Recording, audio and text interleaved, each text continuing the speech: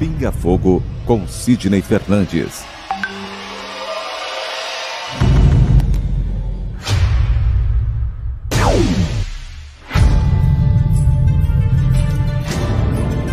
Porque nós não temos condição de saber exatamente ou saber ou relembrar como é a espiritualidade. Viktor Frankl, um dos maiores gênios do século XX. Ele é o criador da logoterapia. Diz que se a vida tem um propósito, o sofrimento também tem. A felicidade é um subproduto da rendição pessoal a outro ser. A partir do momento que eu me dedico ao próximo, a uma causa, que eu passo a ajudar o semelhante, procuro fazer este mundo um pouco melhor, naturalmente a felicidade me alcança. Pinga Fogo com Sidney Fernandes. Pinga Fogo com Sidney Fernandes. Estamos chegando para mais uma edição do Pinga Fogo aqui pela sua TV SEAC, pela Rádio SEAC, pelo Facebook, pelo YouTube. E claro, você conosco mais uma vez para que possa fazer as suas perguntas, fazer o seu questionamento. Esse encontro marcado todas as sextas-feiras a partir das 3 da tarde, que é muito bom estar com você e é importante que você também esteja conosco aí, livre para que esse momento aconteça. E mais uma vez, recebemos em nossos estúdios Jorge Salomão. Jorge, olha, editei o Jorge essa semana inteira. Eu vi o Jorge essa semana inteira e estou vendo agora também, Jorge. Seja bem-vindo a mais um programa Despertar. Não, eu ali, olha, gravei 2 programas do Jorge que está indo para a semana que vem já para a TV Prevê aqui em Bauru, né? E eu gravei com o Jorge, editando ali, já está tudo prontinho para... E aqui de novo hoje você respondendo as questões dos nossos amigos, né, Jorge? Theo, boa tarde. Boa tarde, espectadores. Muita paz a todos. Vamos lá. Theo, boa tarde para você também. Boa tarde, Reginaldo. Boa tarde, Jorge. Boa tarde aos amigos que nos acompanham nessa tarde de sexta-feira. Hoje já estamos em outubro, né, Reginaldo? Outubro. O mês caminha a passos largos, o ano caminha a passos largos para o seu final, né? Eu acho que esse ano muita gente está pedindo para que termine logo, né? Por causa dessa pandemia que nós estamos vivendo aí, consiga uma solução mais rápida possível. Torcemos para que o ano que vem seja melhor, né? Exatamente. Então esse ano praticamente aí a gente vai torcendo para que ele caminhe mais rápido mesmo e termine, né? O Theo eu não editei, mas eu vi a semana inteira, então acompanhei a semana inteira aqui, né, Theo? É verdade. Espírito protetor agora. E presente, né? E presente, né? Mas vamos fazer aquilo que já é o nosso serviço, né? Para que aqueles que tanto precisam, né? A resposta de cada pergunta para que possa chegar até você. Já trago a primeira pergunta de hoje, Jorge. Ela vem do Silvio Bernardo, que está ali em Viseu, em Portugal, acompanhando sempre. O Silvio, às 9 horas da manhã, já tinha pergunta do Silvio aqui para você, à sua espera, viu, Jorge? Ele já estava mandando sinais para você já estar lá intuindo lá para vir responder aqui, tá? Uma pergunta que foi feita no café da manhã e está sendo respondida no café da tarde. Exatamente, aí, ó, propósito, né? Contínuo, né? Vamos lá, então. Jorge, ouvi no Congresso Espírita, o FEGO, mesmo os embriões congelados já estão ligados a um perispírito. Nesse sentido, se o perispírito se encontra preso ao embrião inerte, ficará então esse espírito em situação de desdobramento constante até esse embrião ser descongelado e utilizado? E se ficar congelado durante séculos, não seria um gênero de prisão? Boa tarde, Silvio. Nós agradecemos pelo carinho da sua participação. Que Deus o abençoe e um abraço a todos os nossos irmãos os portugueses. Amigo, é um tema polêmico. Mas eu vou responder a sua pergunta com base numa obra formidável da série André Luiz, intitulada Missionários da Luz, onde o irmão poderá com certeza encontrar essa nossa resposta exatamente no capítulo 13 dessa citada obra. Ali nós vamos ver sobre o processo, modus operandi, pelo qual os espíritos se utilizam para realizarem o processo de reencarnação, de ligação do espírito ao futuro embrião. Então, meu amigo, eu vou dar uma opinião, mas com base nessa obra, em que nós estamos vendo nesse capítulo 13, Missionários da Luz, que o espírito de Segismundo está sendo preparado dia após dia para esse processo de reingresso à matéria física. E ali nós vamos ver vamos reduzir através de um resumo, que é um capítulo longo, com quase 26 páginas, e em que Segismundo, horas depois do momento da concepção do ato sexual, eis que os espermatozoides já estão no seu processo de busca ao óvulo, junto a uma das trompas de Falópio. E no exato instante em que o espermatozoide ele localiza o óvulo, ocorre uma projeção luminosa, marcando o exato instante da fusão do espermatozoide com o óvulo, formando a partir daí o embrião. E justamente nesse momento, meu amigo, é que André Luiz retrata nessa obra a ligação perispiritual que, obviamente, ocorrerá junto daquele óvulo no ventre materno. Agora, a questão dos óvulos ou dos embriões que estão aí em processo de refrigeração, nós temos as nossas dúvidas, mais perguntas do que respostas, principalmente em relação a essa conclusão extraída pelos nossos companheiros, que o espírito, a partir daí, ele já está vinculado a esses embriões. E você tem toda a razão no seu questionamento, um questionamento inteligente que eu também faria e faço. Até que ponto podemos admitir, depois de estudarmos esse capítulo 13 da obra Missionários da Luz, até que ponto nós poderíamos admitir que o espírito ali vai ficar vinculado numa forma inativa, como você mesmo disse, num claustro, numa prisão, que porventura leve 5, 10, 15, 20 anos ou uma centena de anos que seja, sem que ele realize qualquer tipo de obra, de atividade para que ele então progrida, quando nós sabemos que o espírito está em constante atividade. Então, meu companheiro, eu tenho os mesmos questionamentos que o seu, mas fundamentados nesse capítulo 13 da obra Missionários da Luz, em que André Luiz nos mostra o processo, o mecanismo pelo qual a espiritualidade se utiliza para a ligação desses espíritos aos seus futuros corpos, aquele embrião lá no ventre materno, mostrando que a partir daí, quando ocorre essa fusão do espermatozoide com o óvulo, a partir daí o espírito já começa a se ligar ao seu futuro corpo, já se liga àquele embrião. E o espírito, diante desse processo, sofre um entorpecimento. A semelhança, como disse Chico Xavier, no Pinga Fogo de 1971, na extinta TV Tupi, a semelhança de uma anestesia. Ele entra num processo de anestesia, de torpor, de sono profundo, inclusive. E aí nós ficamos a nos perguntar, o espírito, então, diante desses embriões congelados, que ficam muitas das vezes anos nesse processo criogênico, ele ficaria inativo? Eu confesso que isso, dentro da minha ignorância, e sou humilde em admitir que é difícil eu entender, é difícil eu aceitar essa linha de entendimento e gostaria de ver isso explicitado em nossa doutrina, com base numa ciência aí avalizada como essa por André Luiz nessa obra Missionários da Luz. Então eu dou a resposta para você como funciona o mecanismo com base em André Luiz. Agora, eu confesso que eu não sei de onde foi tirada essa informação, ignorância minha, tá? De onde foi tirada essa informação, da qual causa mais dúvidas, levantam mais questões, mais perguntas do que respostas.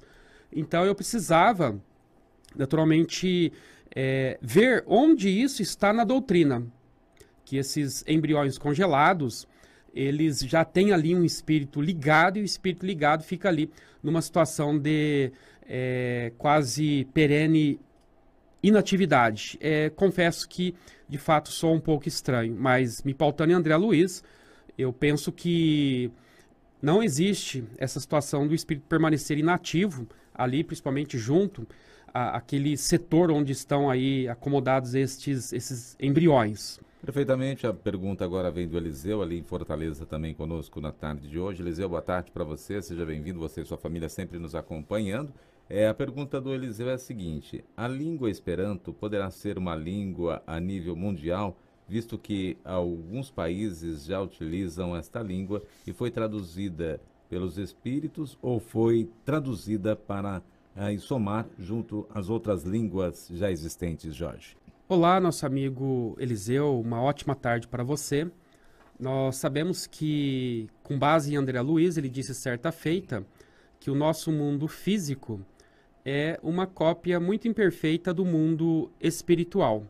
De modo que o que nós temos aqui, a bem da verdade, é um produto daquilo que a espiritualidade inspira aos homens do saber, do conhecimento, das artes de uma forma geral, para que nós possamos copiar aquilo de útil, de importante e necessário que a espiritualidade nota que nós devemos compartilhar aqui na Terra. E aí vem, então, essas várias criações.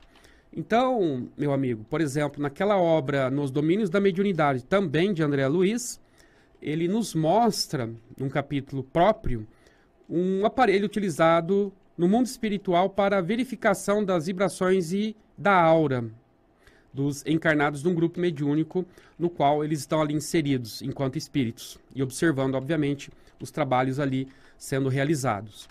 E esse psicoscópio é, na verdade, a câmera Kirlian, que nós conhecemos como tal. De modo que você observa que o casal Kirlian, que criou essa máquina que fotografa a aura humana, sem dúvida alguma, eles tiveram acesso ao mundo espiritual e conseguiram, através de um processo mnemônico, de memorização, portanto, do mecanismo, do esquema eletrônico, para quando aqui no estado de vigília, já despertados, pudessem então criar um aparelho que aqui na Terra é conhecido como câmera Kirlian e no mundo espiritual, conforme acentua André Luiz, o psicoscópio. De modo que a língua Esperanto também, não tenha dúvida, é uma criação da espiritualidade visando romper as barreiras linguísticas que há entre nós, essa verdadeira torre de Babel linguística, digamos assim, em que nós precisamos, para poder entender os demais povos, nossos irmãos, de intérpretes, de modo que o Esperanto, ele procura fazer com que essas barreiras linguísticas sejam, então, rompidas, derrubadas, para que nós falemos preferencialmente uma única língua, uma única linguagem onde todos nós possamos nos entender. Então não tenha dúvida que isso é uma criação eminentemente da espiritualidade que tem por meta, por interesse maior, a quebra dessas barreiras que muitas das vezes nos distanciam um dos outros. Próxima pergunta também conosco na tarde de hoje, nos acompanhando aqui. É sempre bom esses amigos, né, Jorge? O Eliseu, ele sempre nos carrega de muitas questões importantes para que a gente possa entender melhor e respondê-las aqui para ele também neste momento. Vou mandar mais uma do Eliseu para você. A próxima do Eliseu é a seguinte. Vou passar da Tati primeiro, aí depois eu coloco do Eliseu. A Tati pergunta assim, ó: em quais aspectos a lei da destruição faz parte do equilíbrio da natureza? Patrícia de São Paulo conosco. Olá, Patrícia. Boa tarde. Obrigado pelo carinho da sua audiência, da sua participação. Amiga, nós entendemos com base no Livro dos Espíritos que a lei de destruição, ela traz o equilíbrio de várias formas, como por exemplo, quando nós vemos um cerrado, um campo, ser ceifado pelas labaredas, pelas chamas, muitas delas inclusive provocadas pela ação da própria natureza, como é o caso quando ocorre ali uma fagulha oriunda de um relâmpago, de um raio, portanto, e acaba gerando ali a queima daquele mato seco. Aparentemente nós vemos uma destruição, que é o incêndio ali na mata, naquele capinzal seco. Transcorrido um certo tempo, depois que as chamas lamberam vários hectares de mata, de vegetação, posteriormente vem a chuva abençoada. E mais adiante, o que nós vamos ver? Um crescimento enorme de vida que antes nós havíamos apenas imaginado que ali não haveria mais de ter qualquer sinal de vida, tendo em vista o grande incêndio que aquele local, que aquela região foi submetido. Então, nós vemos uma situação que aparentemente é uma destruição, é um caos, é uma catástrofe. Todavia, posteriormente, nós vamos ver que isso, obviamente, surgiu para produzir uma nova espécie, se não as mesmas espécies, porém mais fortalecidas, porque quando nós vimos, certa feita, um botânico informar que quando ocorrem essas queimadas, o vegetal, o capim e outros elementos aí da natureza, o capim especificamente, com o calor, a tendência é que as raízes acabam se aprofundando mais ainda ao solo para protegerem a sua essência. E depois que passou aquele período de destruição, o que nós vamos ver depois que cai uma chuva abençoada naquele local? Esse capim, depois que ele deitou, mas se aprofundou as suas raízes na profundeza do solo, ele vai nascer um capim mais forte, porque as raízes conseguem localizar uma região onde tem mais nutrientes, mais minerais, uma região onde existe água, e ele tornar-se-á então uma vegetação mais viçosa. Nós vemos muito isso naquele canal do Discovery, quando nós vemos, por exemplo, eles filmarem a savana africana onde ocorrem esses fenômenos de destruição, para depois mostrarem o fenômeno da vida estuando, pulsando, mais dinâmica, mais vivaz depois daquele aparente caos, daquela aparente destruição. E nós podemos nos lembrar que quando encerrou a Segunda Guerra Mundial, que teve início em 1939 e encerrou em agosto de 1945, com o lançamento das 2 bombas em Hiroshima e Nagasaki, aquilo foi um caos total, naturalmente que sim, uma guerra mundial, onde milhões de vidas foram dizimadas por conta da arrogância, da prepotência humana. É uma destruição, não tenha dúvida. Porém, a partir daí, houve um grande desenvolvimento, especialmente das ciências sociais, das ciências jurídicas, principalmente do direito internacional, e que houve, inclusive, a criação de um organismo de natureza internacional, como é o caso da Organização das Nações Unidas, a ONU, visando a pacificação dos povos, tendo como objetivo central formatar um diálogo antes dos povos, antes dos países partirem para as armas. Então nós vemos, em muitas situações aparentemente caóticas, que ali há sempre a inteligência suprema operando por detrás daquele caos, daquela destruição, mas que posteriormente a isso vem com certeza novos ares, nova vida, novos entendimentos, expansão de consciência principalmente. Próxima questão que também nos acompanha aqui na tarde de hoje, você vai chegando, vai colocando as suas questões e nós vamos apresentando aqui para o Jorge. Hoje nós não cumprimentamos, hein, Theo? O Sérgio e também Totti. o Jonatas, né? Ele está mandando um abraço para você, Jorge. Que estão aqui na retaguarda, né? Mas aí eles já ficam me cobrando aqui de alguma forma, né? Sem falar nada, eles vão nos cobrando, né? E aí eu acabei lembrando aqui, dá uma cutucadinha, né? Tem uma pergunta que o Sérgio já trouxe aqui para nós, né? Ele que também está pegando as perguntas ali do YouTube, traz aqui para que a gente possa responder. A Mônica pergunta, Jorge, dizendo assim, né? Boa tarde, queridos amigos. Jorge, no livro Libertação, a personagem Margarida é atacada por ovoides. Poderia explicar como um espírito chega àquelas características? Sérgio, Joe, um forte abraço a vocês que estão nos dando aí todo o suporte técnico para que o programa seja o que de fato ele é, com a ajuda do Reginaldo, do Theo e também da espiritualidade. E do Jorge. E do Jorge também. Exatamente. Né? Obrigado. Nossa amiga Mônica, um forte abraço a você, obrigado pelo carinho da sua audiência, isso sempre torna o nosso programa mais dinâmico e interessante e faz com que nós nos estudemos mais. Tendo em vista que nós estamos observando aí, o nível das perguntas demonstra o quanto os nossos ouvintes são estudiosos, estão preocupados aí com o processo de aprendizado e com isso acaba também nos ajudando em nosso processo de aprendizado e crescimento. Pois bem, nossa amiga, essa obra Libertação é uma obra super interessante E essa personagem, a Margarida, ela está sendo, Reginaldo e Theo, obsedada, ou seja, está sendo aí perseguida por não mais e nem menos do que 60 espíritos perversos. 60. Pouco, né? Um já é difícil. Então. Um já é muito complicado. Eu que o diga com os meus obsessores aqui, que de vez em quando acabam me assaltando.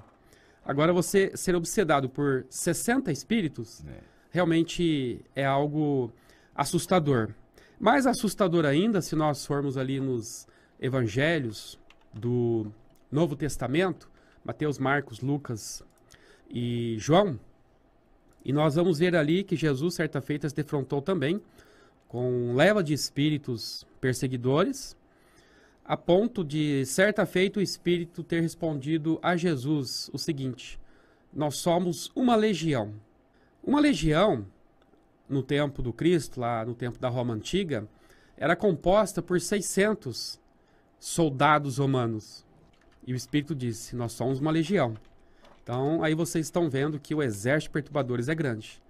Então, minha querida, sobre a questão do ovoide, ou dos ovoides que estão aí também nesse processo de perturbação, André Luiz, nessa obra, ele explica o seguinte, que o espírito, quando ele está com a sua consciência num grau de culpa imensa, num grau de remorso absurdo, ele entra num processo, ele diz, usando as nossas palavras que ainda são muito pobres para descrever a fenomenologia do mundo astral, ele entra num processo de implosão psíquica diante do grau de culpa, diante do grau de erro que ele se permitiu levar enquanto esteve aqui na Terra. Em função disso, esse processo de implosão psíquica leva, inclusive, à deformidade do seu perispírito, fazendo com que ele perca a sua forma humana a ponto de transformar-se nesse ovoide, numa forma de ovo, daí o nome ovoide, parece um ovo, em que os espíritos trevosos, a exemplo do chefe das trevas, que aí recebe o nome de Gregório, eles se valendo de um mecanismo, eles acabam implantando esses espíritos ovoidizados à tessitura, ao tecido perispiritual desses obsedados, para que eles então sofram o processo de perturbação contínua em que a mente do ovoidizado, desse espírito que está no processo de ovoidização, ovoide, a mente desse ovoide se conecte 24 horas à mente do encarnado e ali comece a entrar numa sintonia com esse ovoide, numa sintonia de perturbação, claro, em que o encarnado vai entrar num desequilíbrio mental e físico principalmente, porque o ovoide, vamos imaginar que ele se compara, por exemplo, à fêmea do carrapato, que é aquele maior. Tem uma forma até ovoide, inclusive, a fêmea do carrapato, que é aquela maior, que vai sugando ali o sangue, os nutrientes. E quanto mais é o número desses carrapatos, maior é o dano que eles vão provocando ao sangue desses hospedeiros. Do mesmo modo, esses ovoides que estão ali na tessitura perispiritual do encarnado, dos encarnados, eles acabam por sugar também as energias desses encarnados, fazendo com que eles entrem também num processo de depauperamento físico. De modo que o processo de obsessão, ele tem efeitos tanto de natureza física quanto psíquica. Então, no caso específico que você retrata aí da Margarida, ela também, além de ter esses 60 espíritos ali zanzando na casa dela, circulando diariamente, num esquema de revezamento, também eles implantaram nela esses ovoides para fazer com que ela entrasse num processo de baque psíquico e físico de forma bem violenta, bem agressiva. É isso daí. Muito bem, seu Jorge. Vamos lá, tem mais questões aqui que são trazidas aqui também separadas pelo Sérgio, que está conosco ali do outro lado e vai nos orientando aqui também com as questões. A Ana de Lençóis Paulista tem uma questão para você também. Ela pergunta assim, Jorge, Alzheimer provoca nas pessoas muitas alterações. Umas apresentam muita calma, outros são agressivos, outros falam palavrões, eles não têm consciência do presente. Mas essas alterações seriam influências espirituais? Boa tarde, Ana. Obrigado pelo carinho da sua participação. Um abraço aos nossos irmãos, os Lençóis, que nos dão carinho também da sua audiência como você. Pergunta bastante interessante. De fato, o Alzheimer é uma doença neurodegenerativa em que os neurônios vão sofrendo um processo de destruição, fazendo com que a máquina física, o cérebro, portanto, o instrumento em que o espírito pode exteriorizar o seu pensamento, as suas emoções, e acaba por se transformar num instrumento defeituoso. A ponto do espírito, embora ele queira falar coisas com logicidade, com coerência, mas o aparelho está danificado. É o mesmo que, por exemplo, você se utilizar de um veículo que está com um problema na embreagem, no freio ou no acelerador.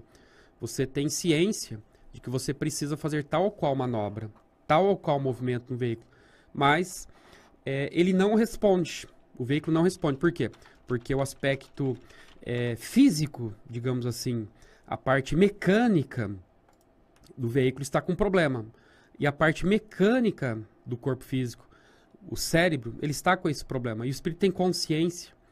Ele precisa falar, mas o aparelho está com problema, está defeituoso. Então, tudo que ele fala, por conta desses problemas que ocorrem a nível neurológico dos neurônios, não permite que ele, então, extravase as suas emoções, extravase os seus sentimentos, extravase o seu pensamento com aquela lógica que todos nós aí, que não temos essas doenças, podemos, então, extravasar.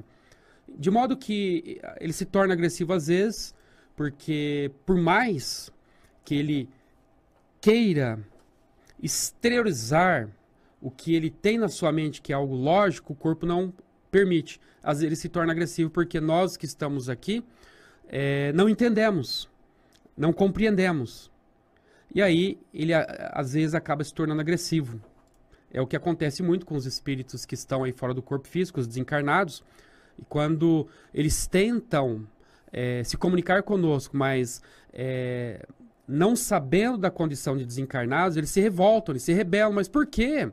Por que que o Jorge, por exemplo, que antes me ouvia, me escutava, agora não me escuta? O que aconteceu? Então eles ficam revoltados, ficam irritados até. Então é mais ou menos o que acontece com esses nossos irmãos que são portadores dessa doença neurodegenerativa. E você perguntou se, porventura, eu estou falando sobre aspecto meramente neuronal, neurológico. A origem dessa agressividade, eles ficam agressivos, sim, por conta também de não se fazerem entendidos, embora tenham consciência disso. Eu me recordo agora, naquela obra de Kardec, intitulada O Céu e o Inferno, ali tem um caso de uma criatura encarnada que tem um problema de idiotia. É considerado como idiota para a sociedade daquela época, nem se usa mais essa expressão.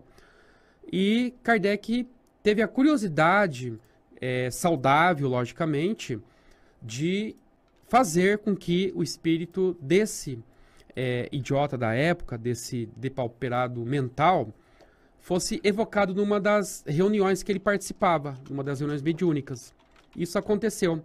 E esse espírito, então, lá, veio através da mediunidade. Kardec fez várias perguntas, e uma pergunta curiosa é a seguinte: apesar de você passar, fisicamente falando, como portador da idiotia, desse problema psiquiátrico, neurológico, enfim, e não se fazer compreendido por ninguém, você tem consciência?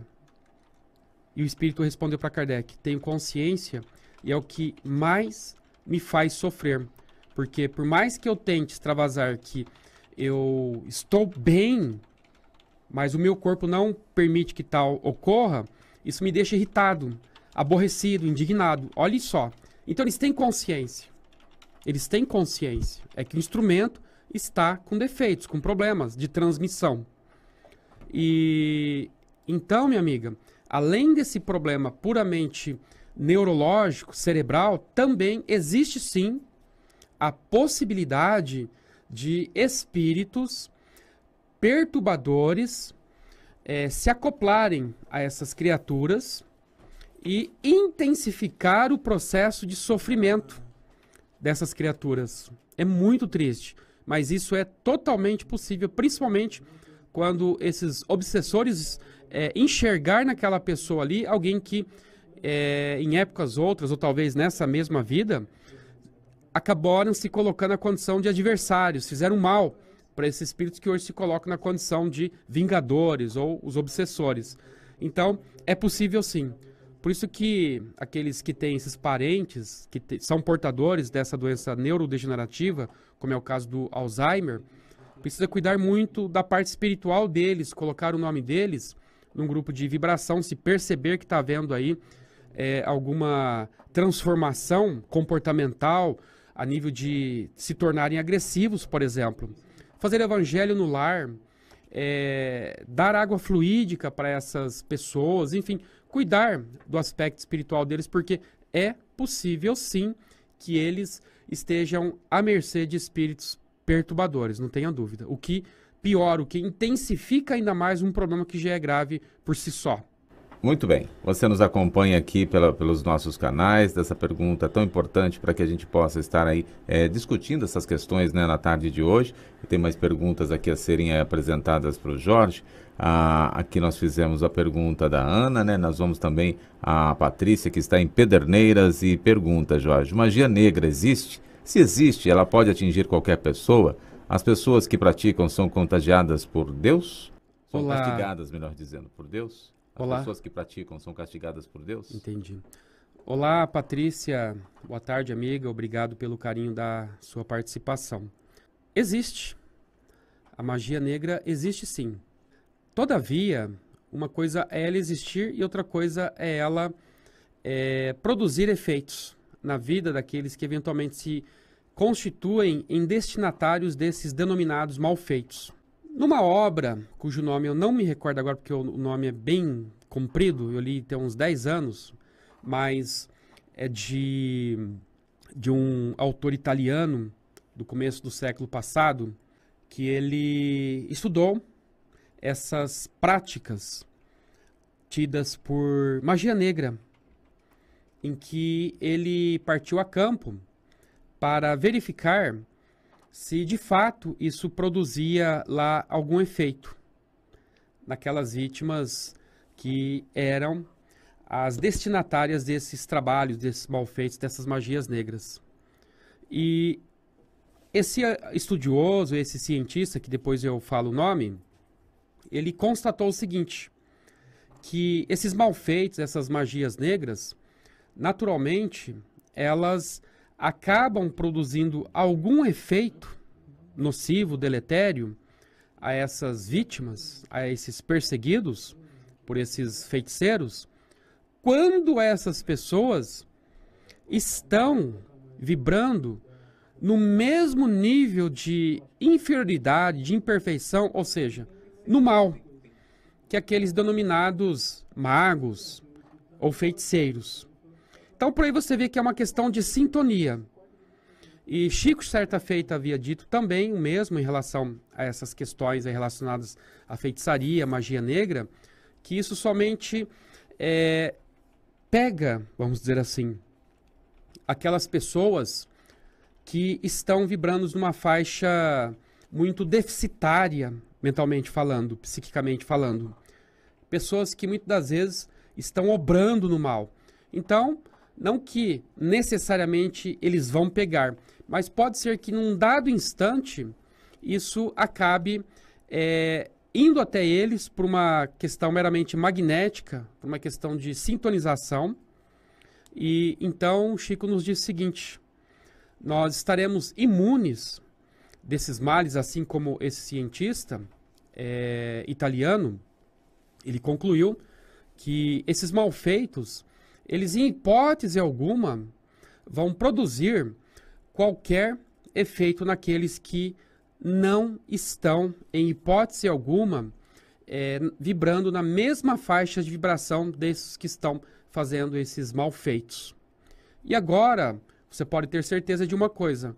É claro que não é Deus, que ele, pessoalmente, digamos assim, vai punir esses malfeitores. Essas pessoas que se utilizam da magia desses poderes, muitos deles, inclusive, são médiums, que utilizam a faculdade mediúnica ou sensitiva, que seja, para o mal. E, em razão disso, eles vão responder sim, não tenha dúvida. Eles vão responder, mas por conta da existência de uma lei que o próprio Cristo já havia, então, nos ensinado quando ensinou a Pedro para que ele guardasse a sua espada, porque disse o seguinte: Pedro, guarda a tua espada, porque quem com ferro fere, com ferro será ferido. Através dessa fala do Cristo, ele nos mostrou a existência de uma lei, que é a lei de causa e efeito, uma lei de ação e reação, de modo que nada, absolutamente tudo que nós fizermos nessa vida vai ficar impune, porque a lei de causa e efeito, ela é implacável, ela é severa. Então, quem faz o mal, disse Jesus, quem comete o pecado, torna-se escravo do pecado. O próprio Cristo nos dizendo, reforçando ainda mais uma vez a existência dessa lei de causa e efeito. Então, os que estão obrando no pecado, como esses que praticam a magia negra, por exemplo, eles estão se tornando escravos do próprio pecado. Escravos significa que eles estão ali acorrentados à própria ação, que fará com que eles, se não nessa vida, mas em outras vidas, sofram as consequências dos seus atos malévolos, não tenha dúvida. Então não vai ser Deus quem, vendo nós que estamos aqui exercendo o mal, vai ali então nos fixar a pena, nos infligir uma pena. Não. Ele criou as suas leis exatamente para que as leis pudessem, então, reger esses nossos destinos, as nossas condutas, as nossas atitudes.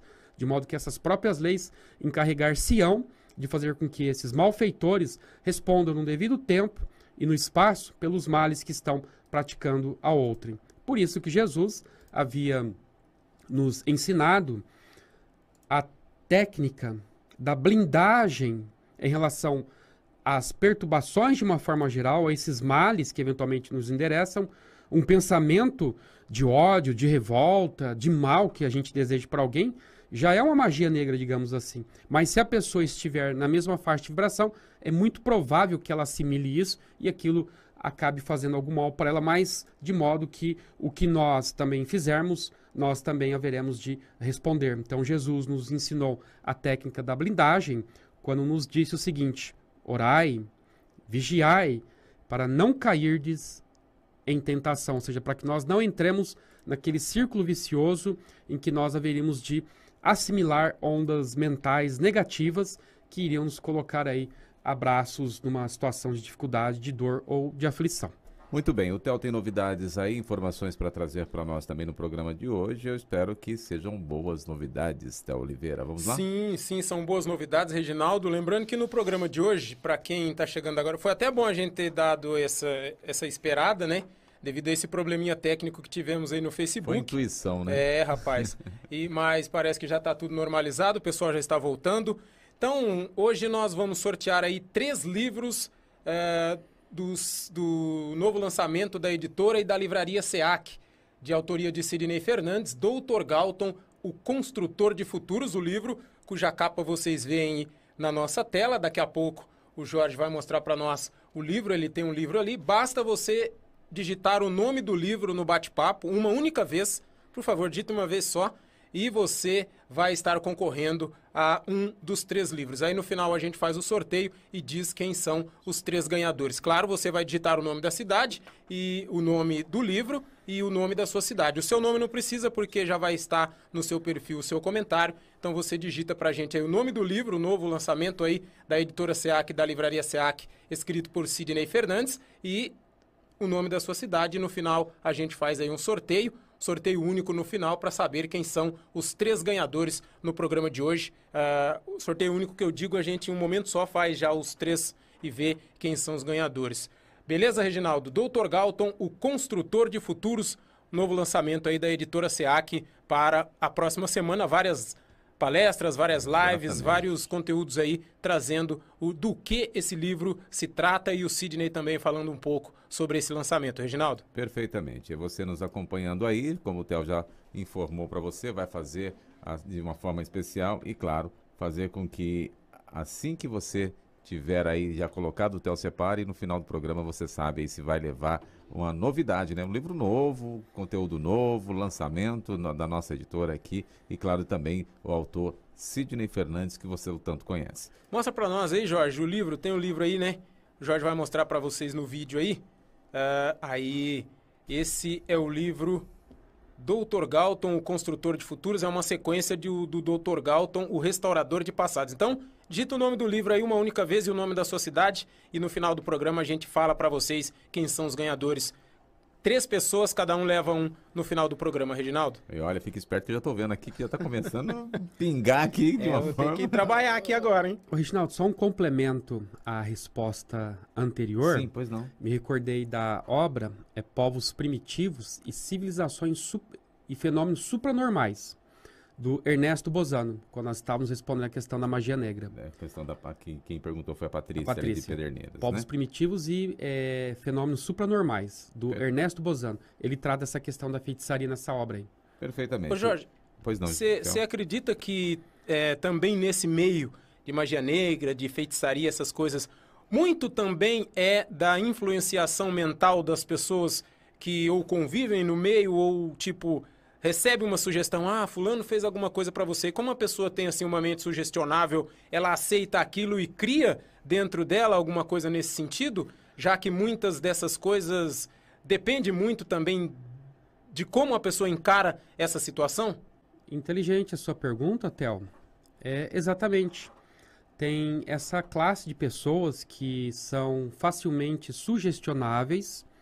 E Kardec, inclusive, chega a tecer alguns comentários dessas pessoas que têm uma credulidade excessiva, que por conta dessa credulidade excessiva, elas acabam se tornando, que nem você mesmo disse, parabéns, altamente sugestionáveis.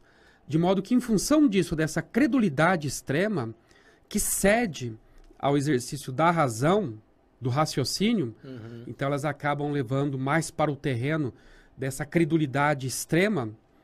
Elas, se alguém falar algo, elas acabam abraçando aquela ideia e, naturalmente, elas vão, de forma psicológica, inclusive, criarem determinadas situações embaraçadoras para elas mesmas diante dessa própria situação que lhes é peculiar, em que essas criaturas têm uma credulidade absurda, extrema, e acreditam em tudo. De modo que eu me recordo, quando eu era criança, olha o Reginaldo dando um sorrisinho meio sarcástico, Theo. Porque assim, às vezes tudo bem, né? As pessoas não se lembram de tanto quando era criança, né? Depois, quando faz tanto tempo assim, ainda pior ainda. Pior ainda. Então eu me recordo quando era criança... os nossos pais, os nossos avós ensinavam várias coisas e nós éramos pequenos e éramos assim até certo ponto facilmente sugestionáveis. Por exemplo, não pode deixar a vassoura atrás da porta, porque senão isso aí, se eu estiver falando alguma besteira, pelo menos meus pais falavam que alguém poderia morrer. Ou você coloca detrás da porta para a visita ir embora. Para a visita ir embora. Chinelo virado, né? Chinelo virado. Exatamente. Ou você guardar a roupa dos avessos no cabide no guarda-roupa. Minha mãe dizia que isso daí provocava suicídio. Então são crendices que nós respeitamos, claro, não estamos aí... E faz parte do momento, né? Exatamente. Momento, né? Então isso até um certo ponto criou na minha mente essa credulidade. Quando eu era criança, até quando eu era adolescente, até cair no espiritismo e aprender que isso daí fazia parte mais do folclore, da cultura do povo, né? Que criava essas situações para explicar isso, aquilo, enfim, ou até mesmo impor medo, sei lá qual é o interesse que há por detrás disso daí. Os folcloristas podem melhor explicar isso para nós. Então, Theo, voltando à sua questão, sim, com certeza. Quando a gente entra nesse processo aí de nos deixarmos sugestionar com facilidade, aí essas criaturas agem em relação a nós como se fossem hipnotizadores. E conseguem, porque até hoje, inclusive, agora me recordei um caso de uma cliente, obviamente por questões éticas, não vou citar o nome dela.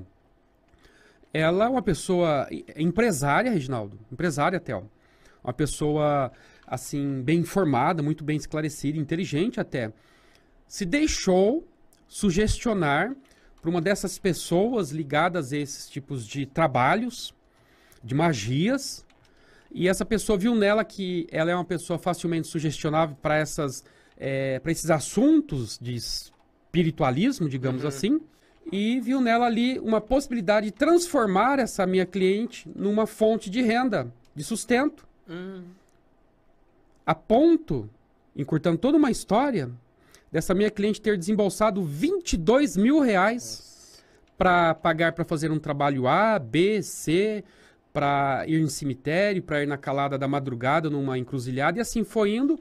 Aí no final, essa charlatã dessa mulher, que se intitulava aí uma feiticeira, coisa do gênero aí, passou a conta para essa minha cliente, você me deve. Quando a cliente se deu por si, ela já tinha transferido R$22 mil. Porque ela impunha, essa feiticeira impunha, para dizer assim, eu tenho que fazer isso, senão sua vida vai dar errado. Senão vai dar errado no seu romance. Alguém da família vai adoecer, tem que fazer isso. E para fazer isso tem que me pagar tanto, comprar isso, comprar aquilo. Até que quando ela caiu em si, ela viu a besteira que ela fez. Então, Theo, respondendo a sua pergunta, sim, esse problema da autossugestibilidade é sério, é complicado. Nós temos que contrapor essa autossugestionabilidade à racionalidade. E o Espiritismo nos dá essa possibilidade de raciocinarmos e refletirmos, que nem eu disse para vocês, até a minha adolescência eu acreditava nessas crendices. Era até... E a gente não questionava, né, Jorge? Não questionava. Falava, a gente aceitava e isso ficava incutido na mente da gente e era verdade. Virava regra, né? Exatamente. Até que quando, então, a doutrina nos permitiu raciocinar e refletir sobre essas coisas, hoje, graças a Deus, não nos impressionamos mais com tal ou qual situação. Muito bem, você falando aí, né, Jorge, eu estava aqui pensando, né, às vezes, né, a gente... Hoje os cursos que nós temos aí, por exemplo, PNL, né, tudo aquilo que você falou hoje se tornam aí crenças limitantes, né? É verdade, crenças limitantes. Se tornam crenças limitantes porque a gente acaba colocando as limitações, né, nas nossas vidas e aquilo a gente às vezes não sabe por que nós colocamos algumas, né, travas para que a gente possa desenvolver, né? É verdade. Então, é isso que você falou, eu fiquei aqui avaliando essas questões. Realmente, quando você se liberta dessas crenças limitantes, é que você consegue evoluir em alguns caminhos, né? Deixa permite-se mais e se constrói mais também. Né? Com certeza, Reginaldo. Uma associação bem interessante, bem inteligente mesmo. PNL, que tem aí a finalidade de fazer com que nós rompamos esses obstáculos, essas travas, né? Exatamente. E saiamos desse cultivo dessas ideias limitantes que não permite que nós avancemos, que nós caminhemos, mas como se fôssemos um carro com o freio de mão puxado. Bem interessante, é verdade. Não, perfeitamente. Então, vamos seguir aqui, que você vai nos acompanhando e perguntando, né? E assim o Jorge vai respondendo para você com mais tranquilidade aqui, com mais calma, né? Pela idade que lhe permite. Sem pressa. Nossa, pressa, né? Essa doeu lá no fundo, Reginaldo. Essa doeu lá no fundo. Doeu lá no fundo, né, Jorge? Com certeza. Aqui o seu Oswaldo conosco também, da cidade de Ribeira do Pombal, na Bahia. Ele é diretor da TV Web Espiritismo. Manda um abraço a toda a equipe do SEAC que está nos acompanhando também. Transmite a nossa... Transmite o nosso Pinga Fogo lá pela Bahia também, olha só, né? Que interessante. Pela TV Web dele ali, a Espiritismo, que está sempre conosco também a todos os programas, né? A Maria Irene agora pergunta para você, Jorge. Tenho pensado aí alto em falar também. Tenho pensado e falar também. Minha família também tem esse costume de falar sozinho, né? Eu tenho contínuo pensamento aí de falar alto, né? Estou pensando e estou falando como se eu estivesse falando alto. E a família também tem esse costume. Isso faz mal? Olá, Irene, boa tarde, obrigado pelo carinho da sua atenção. E antes que eu me esqueça, vai um abraço aí para o nosso confrade Oswaldo, né, da Bahia, do Espiritismo, é isso? Exatamente. Só corrigindo aqui da Irene, né? Ela escreveu contínuo e deve ser, tem o costume, né? Costume. Corretor. Quer Quer participar do programa também. Ele quis verdade. E aí me embolou tudo aqui, Já né? era. É uma interferência, né? Interferência, né? Olha só que... Ruído na comunicação. Exatamente. Mas aí pensando aqui, avaliando, aí a gente corrige conosco aqui mesmo, né? Com certeza. Aí eu tenho o costume de pensar alto e falar também. Minha família também tem esse costume de falar sozinho. Isso faz mal? Aí melhorou, né? É verdade. A pergunta já deu uma outra sintonia. Com né? certeza. Olá, Irene, obrigado pelo carinho da sua atenção. Amiga, eu acredito que a maioria de nós fazemos isso. Eu faço. Eu moro sozinho em parte porque tem muitos espíritos que frequentam a minha casa. Espero que sejam espíritos bons, Reginaldo, né, Theo? Exatamente, Claro. né? Mas, fisicamente falando, eu fico sozinho em casa. E, eventualmente, eu converso em alto e bom som comigo mesmo. E até mesmo com os espíritos que, eventualmente, ali comparecem, e de repente dá para sentir a presença deles pelo mecanismo da intuição. E aí vem o pensamento e, sem querer, automaticamente é como se eu estivesse dialogando com alguém e eu respondo também a viva voz, não via mental, via telepática. Eu tenho esse hábito. E nem por isso eu vejo como sendo um hábito que esteja aí por detrás desse hábito alguma afecção neurológica ou psicológica ou psiquiátrica, longe disso. Então, eu acredito que é mais por força do hábito, porque se constituir no incômodo para nós, aí nós temos que entrar no modo consciência, e quando percebermos que estamos falando alto e sozinhos, então nós temos que, eu não acho interessante, eu vou me policiar, eu vou ter consciência quando eu estiver falando alto. Aí, com esse policiamento, naturalmente, nós conseguiremos, então, obstar, ou seja, evitar que isso aconteça. Então, não faz mal, muito pelo contrário, não é um mal nenhum. E eu já conversei com vários colegas, e desses vários colegas que eu perguntei se porventura eles têm esse hábito também de conversarem sozinhos, para minha tranquilidade, eles falaram que também conversam sozinhos e, às vezes, aí a viva voz, e eu penso, meu Deus, então não sou eu, só que estou ficando doido. Você conversa, Reginaldo?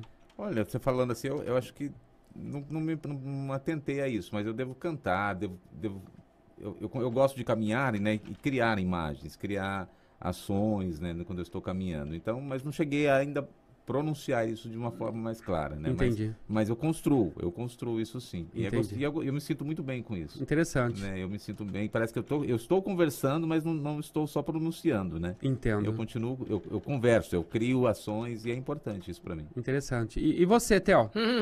Não precisa nem perguntar. Olha só. Eu falo sozinho, eu converso com rádio, eu converso com a TV, eu converso com desenho animado, com filme, eu interajo com tudo, Jorge. Eu tenho... Ultrapassou, né? Eu não entendo que esse é um problema. Eu até acho que é um jeito de me descontrair. Muitas vezes, quando a gente tá sozinho, né? Você tá fazendo alguma coisa, você pegou aqui, deixou cair e falou, nossa, olha, quase ia derrubando isso. Falando com você mesmo.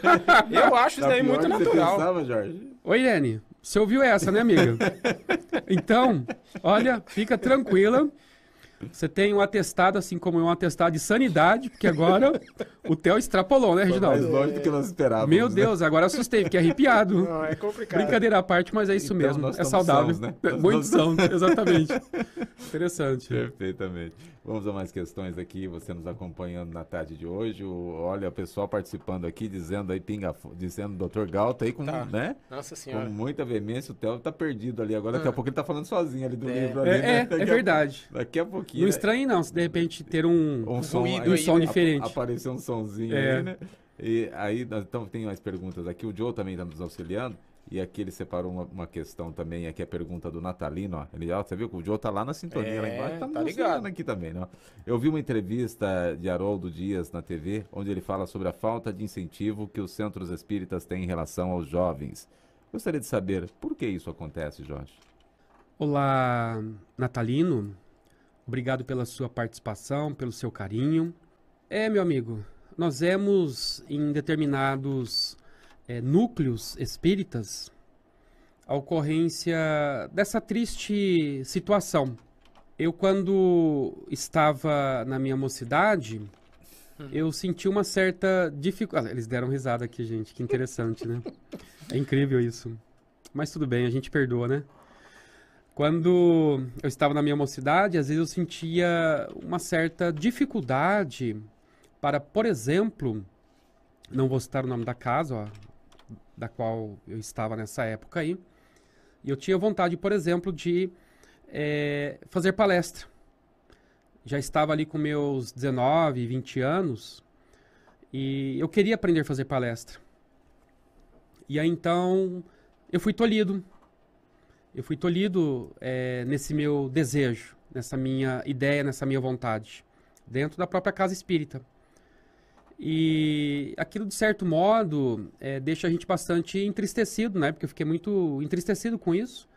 Não imaginava que o processo fosse tão antidemocrático, quando a gente esperava que fosse democrático. Mas tudo vem ao seu tempo. E passado alguns anos, depois tive essa oportunidade de fazer palestra. Hoje sou palestrante aqui em Bauru e região também, graças a Deus, dentro da nossa simplicidade. Então, meu amigo, essa fala de Haroldo Dutra é toda verdadeira, sim. Porque não estou dizendo em todas as casas, porque como, por exemplo, a nossa casa aqui dá uma atenção muito grande à juventude, dando, inclusive, oportunidades para que eles possam entrar em sintonia com as diversas atividades e aspectos das atividades mantidas pela nossa casa. Há uma abertura, há uma facilitação, de modo que todos deveriam, os espíritos especificamente, que nós estamos tratando aí de novos espíritas, todos deveriam facilitar o acesso aos jovens às tribunas, por exemplo. Nós vemos muitos jovens que têm um talento enorme, imenso, mas são tolhidos, por quê? Muitas vezes por conta dos ciúmes, que tem pessoas que se acham donos do centro espírita, donos da tribuna, donos do microfone, e acham que o jovem ou não tem capacidade, ou tem muita capacidade a ponto de fazer com que a luz desses que acabam aí se tornando egocêntricos e concentradores perca o brilho. Então nós vemos aí ciúme, talvez vaidade, talvez inveja. Essas situações desagradáveis que nós estamos mencionando foi tratada por Manuel Filomeno de Miranda, naquela obra de Divaldo Pereira Franco, intitulada Tormentos da Obsessão. Nós vemos ali, inclusive, muitos líderes espíritas, com base nessa obra, líderes espíritas, fazendo coisas do arco da velha, dentro da casa espírita. Como, por exemplo, atitudes de arrogância, prepotência, dominação, manipulação, politicagem, dentro da casa espírita, Jorge. Infelizmente, nós temos que dizer isso, e isso está, obviamente, ali retratado nessa obra, repito, de Divaldo Pereira Franco, intitulada Tormentos da Obsessão, em que nós vemos ali muitos líderes espíritas serem obsedados, e muitos deles, inclusive, caindo do outro lado da vida, na condição de espíritos perturbados, e muitos deles tendo que refocilar em solo umbralino. Triste. Mas André Luiz também já havia retratado essa dura realidade com aquela obra Os Mensageiros. Então isso acontece, meu amigo, por conta de que alguns líderes, os que agem dessa forma, porque têm ciúmes, vaidade, inveja, não querem dividir o brilho com essas pessoas, com esses talentos que existem aos montes, inclusive na seara espírita, aí na juventude. Então nós temos que, sim, nós temos que estimular os nossos jovens, dar a eles as oportunidades, porque vai chegar um dia que nós temos que sair, deixar o espaço para aqueles que estão vindo aí, porque vai chegar um dia que nós vamos envelhecer, não teremos mais condições físicas de fazermos o que fazemos hoje, e o que vai acontecer? Vamos desencarnar todo mundo um dia. Então é besteira a pessoa tentar se apegar. Olhem só, quando a doutrina preconiza o desapego, muitos acabam se apegando ao microfone, à tribuna e aquela coisa toda. Então, é isso mesmo. Excelente pergunta, um assunto que deve ser bastante debatido, sim. E o Haroldo, obviamente, esse grande líder espírita que ele tangenciou esse assunto, e porque, naturalmente, tem vistos aí que os dados estatísticos nesse aspecto de se permitir à juventude um maior desenvolvimento dentro da seara espírita não está acontecendo de fato. Não é generalizado, obviamente, mas são situações pontuais, localizadas, que precisam ser mudadas, e um dia, quem sabe, isso muda. Mais questões aqui para você responder, Jorge, agora na tarde de hoje, né? A pergunta que vem mais uma do Eliseu, e ele diz aqui, ó, Jorge, o que a doutrina pode nos esclarecer sobre em quanto tempo Deus utiliza suas leis para fazer despertar a intelectualidade e a moral visto por lei de renovação e destruição dos seres da Terra? Olá, Eliseu, boa tarde. Nós vemos que o pano de fundo da sua pergunta diz respeito ao aspecto evolutivo do ser. Como diz respeito ao aspecto evolutivo do ser, nós recomendamos o estudo daquela obra maravilhosa de André Luiz, intitulada Evolução em Dois Mundos. E aí, meu amigo, é uma obra complexa, vamos ser sinceros. Mas com toda essa facilidade tecnológica, dá para nós entendermos os conceitos que ali estão postos por André Luiz. Nessa obra Evolução em Dois Mundos, ele nos mostra que nós, na condição de seres simples e ignorantes que fomos todos criados, partimos numa viagem interminável, num processo de desenvolvimento contínuo de nossas capacitações. E tal somente se deu em função de termos que estagiar, seja no reino vegetal, no reino animal, e diante das fieiras existenciais, através dos processos mutacionais provocados pelo meio, ou até mesmo, ou se não, claro, pela denominada lei da seleção das espécies de Charles Darwin, nós então fomos adquirindo esse desenvolvimento. Os fósseis aí estão para nos mostrar os períodos de progresso, de desenvolvimento, até chegarmos ao que nós somos hoje sob o aspecto antropológico, biológico, fisiológico, psicológico e por aí vai. E outra obra que eu sugiro também um estudo bastante pormenorizado, é uma obra magnífica, é de Gabriel Delany, em que o título dessa obra é Evolução Anímica. Ele também, tal qualmente André Luiz, só que essa obra de Gabriel Delany, ela é mais detalhada. Essa de André Luiz, ela é um resumo do processo evolutivo do ser, logicamente. É um processo árduo, longo e demorado. Então, por aí você vê que as leis de Deus e André Luiz nessa obra Evolução em Dois Mundos, ele mostra ali passo a passo em que momento nós, depois de deixarmos de ser princípio inteligente, para nos tornarmos seres dotados de razão, sentimento e consciência, quanto tempo levou do período em que nós somos colocados aqui no mundo, no planeta Terra, na condição de mônadas, ou princípio inteligente, que é o ser mais rudimentar que já teve seu início aqui na Terra, até chegarmos onde nós chegamos. E ele dá um cálculo ali. E de fato, do momento que nós estávamos sem consciência até adquirirmos a consciência do certo e do errado, levou milhões de anos. Milhões de anos. Olha só que interessante.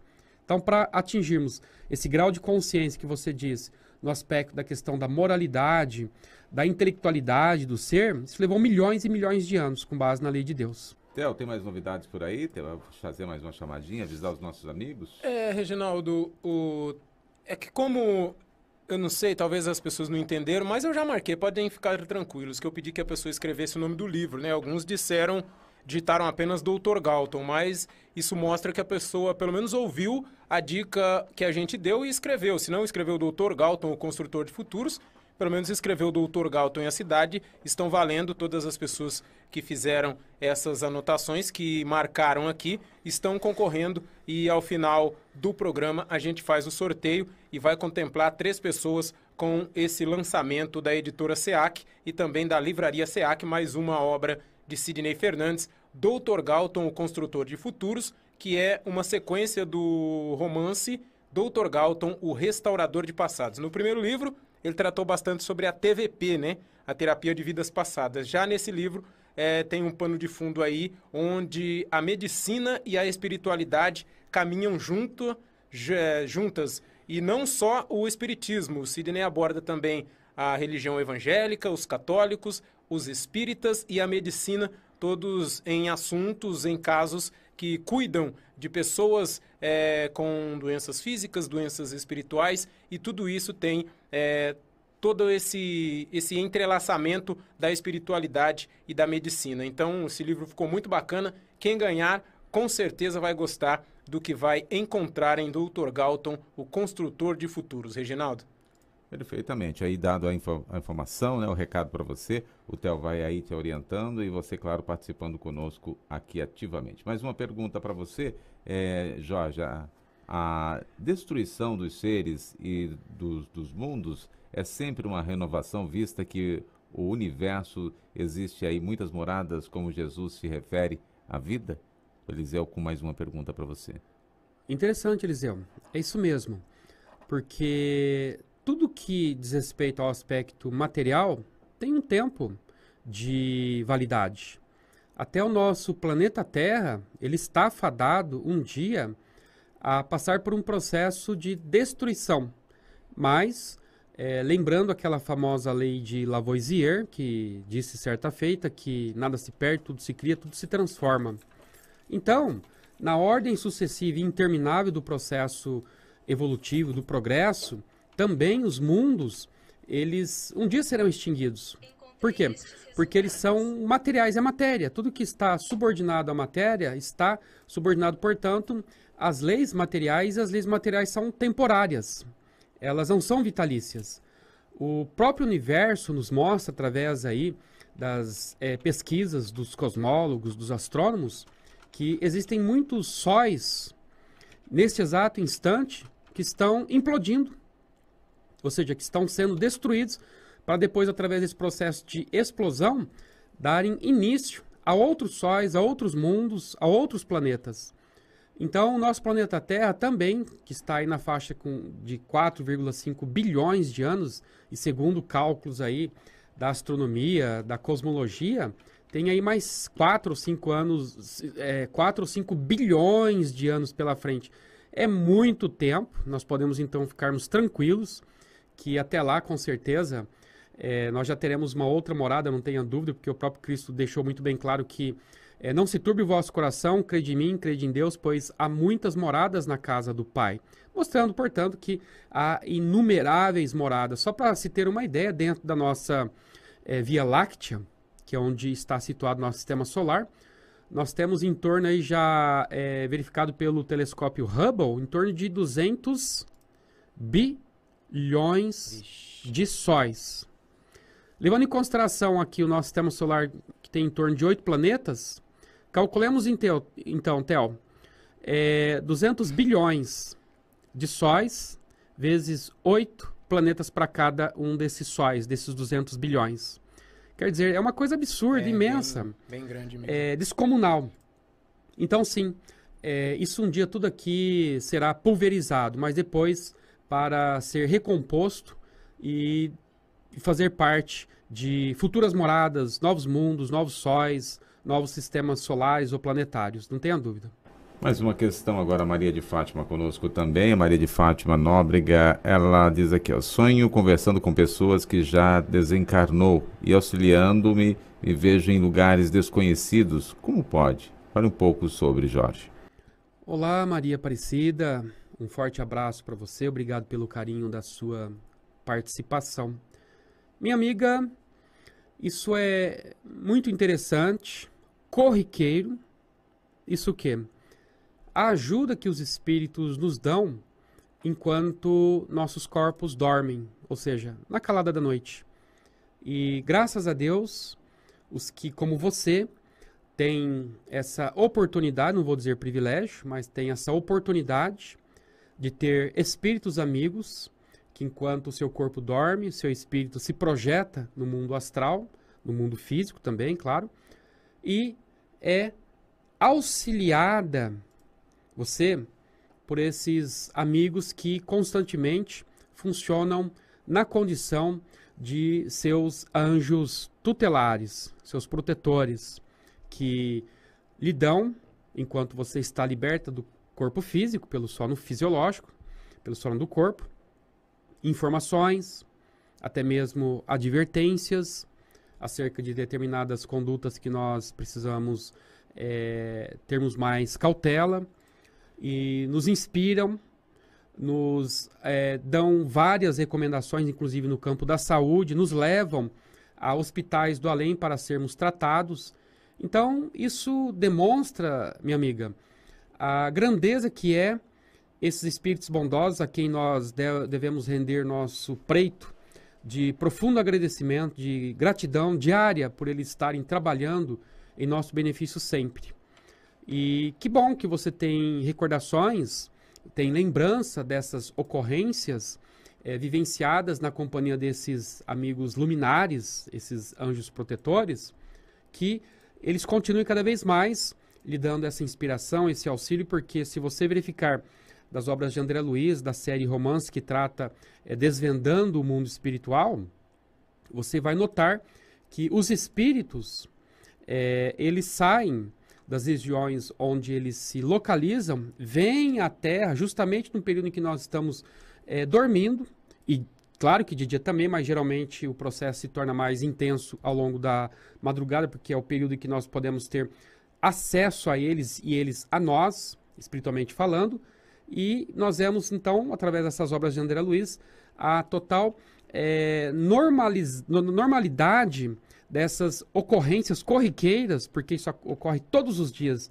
Daí porque então é sempre oportuno que nós, antes de nos deitarmos, que façamos uma leitura de uma obra agradável, que preparemos as nossas mentes, os nossos sentimentos, as nossas emoções, para podermos dormir em paz e termos o carinho da companhia desses espíritos amigos que ficam sempre ali no aguardo da retirada parcial de nosso espírito do corpo que está ali adormecendo, para então nos levarem a essas paragens espirituais em que irão nos mostrar vários territórios de aprendizado, de compreensão, de entendimento, de espiritualização, enfim. É isso mesmo. O Jorge, o médium pode exercer aí faculdades mediúnicas todos os dias e pode vir a trabalhar em casas espíritas aleatoriamente? Isso é prejudicial ao seu crescimento e sua saúde? Quem que é? É o Eliseu. É o Eliseu. Olá, Eliseu. Eliseu tá. Pegou de empreita hoje. Não entendi? Ele pegou de empreita hoje o programa. Ele quer ganhar um livro de presente. Com certeza. Olá, Eliseu. Obrigado pelo carinho da sua participação ativa. É o seguinte, meu amigo. Tomemos como base Francisco Cândido Xavier. Ele tinha a sua vida familiar, a sua vida laborativa, ou seja, a sua vida profissional, aí alicerçada, disciplinada, para que à noite, então, ele se dedicasse diariamente ao seu ministério mediúnico, a essa obra fenomenal que ele construiu juntamente com o auxílio de amigos encarnados e também desencarnados.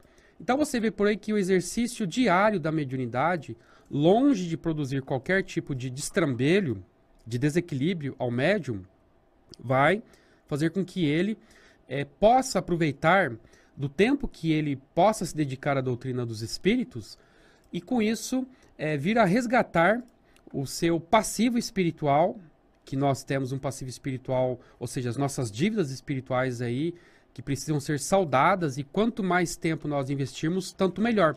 Claro que sem, obviamente, o problema do fanatismo.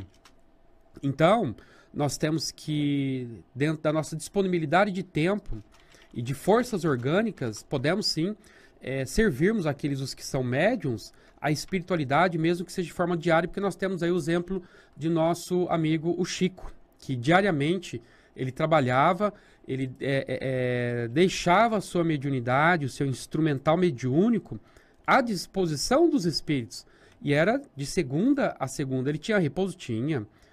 Obviamente os espíritos até tinham essa ideia de que ele precisava repousar, ele fazia o repouso naturalmente, tanto que ele desencarnou com seus 92 anos de idade, trabalhando desde quando irrompeu a faculdade mediúnica até o seu desencarne lá em junho de 2002.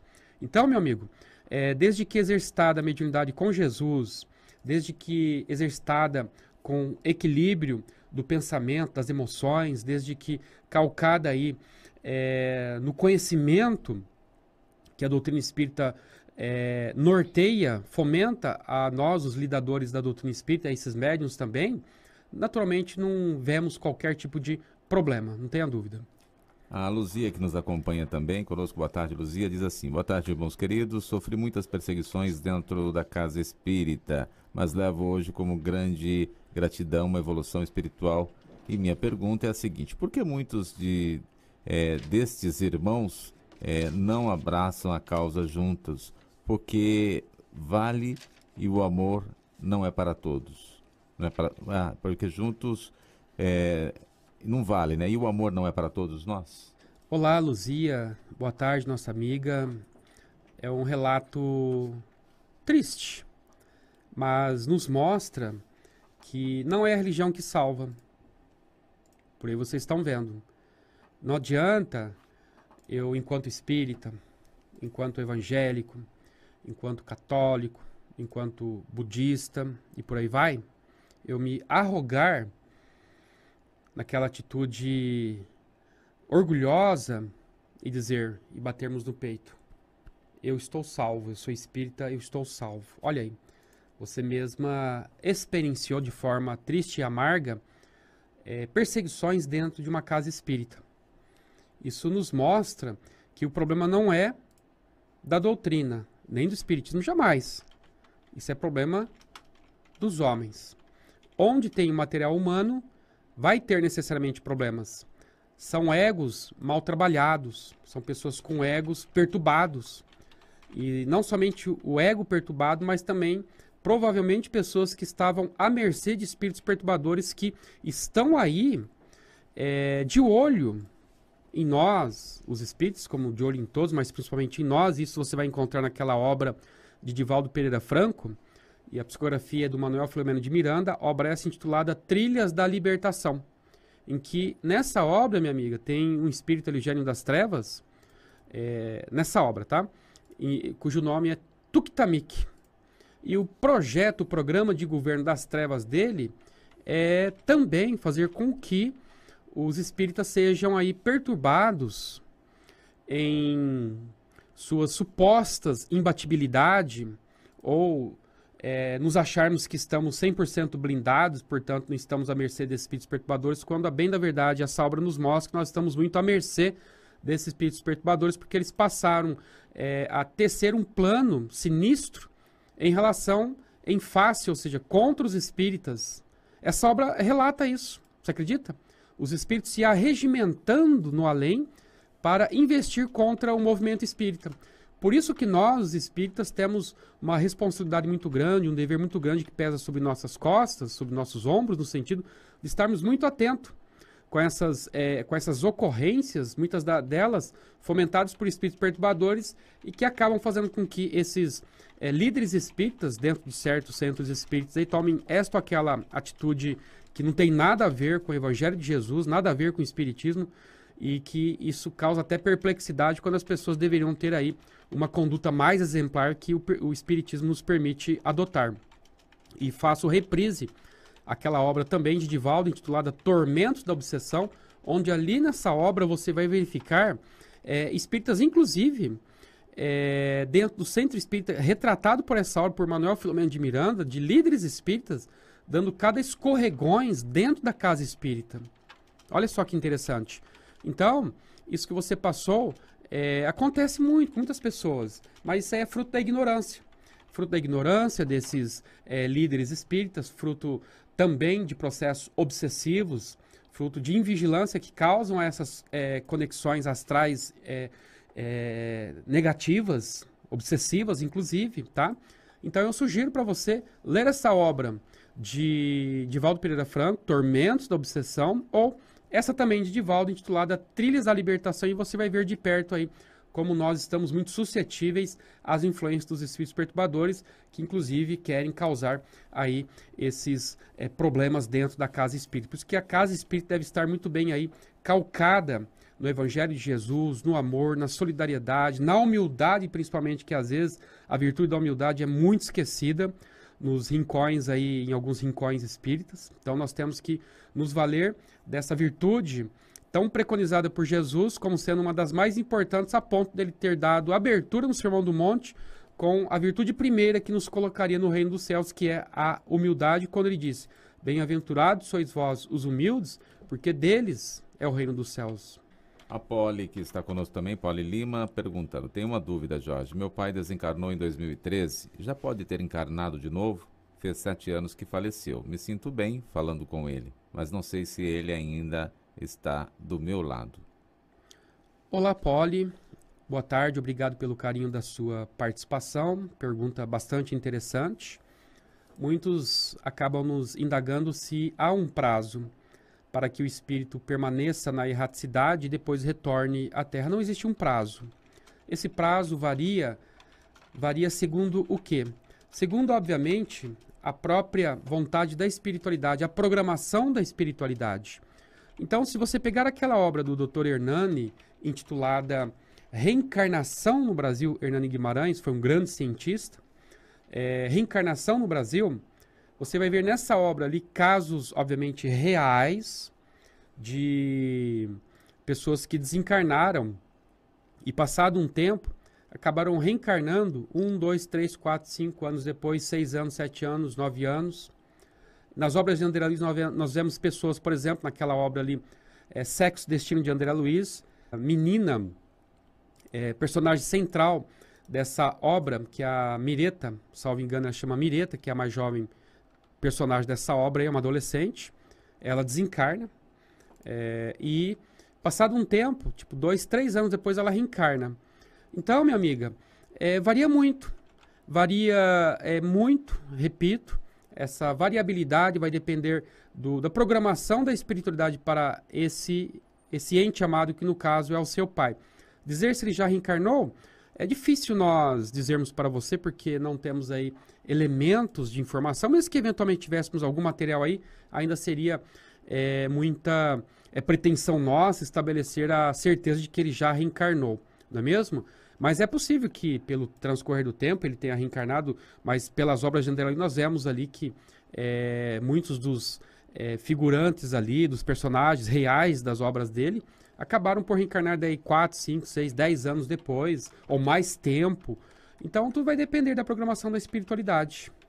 E a próxima pergunta da Eduarda. Jorge, sobre psicografia de cartas, é possível essa comunicação com nossos parentes desencarnados?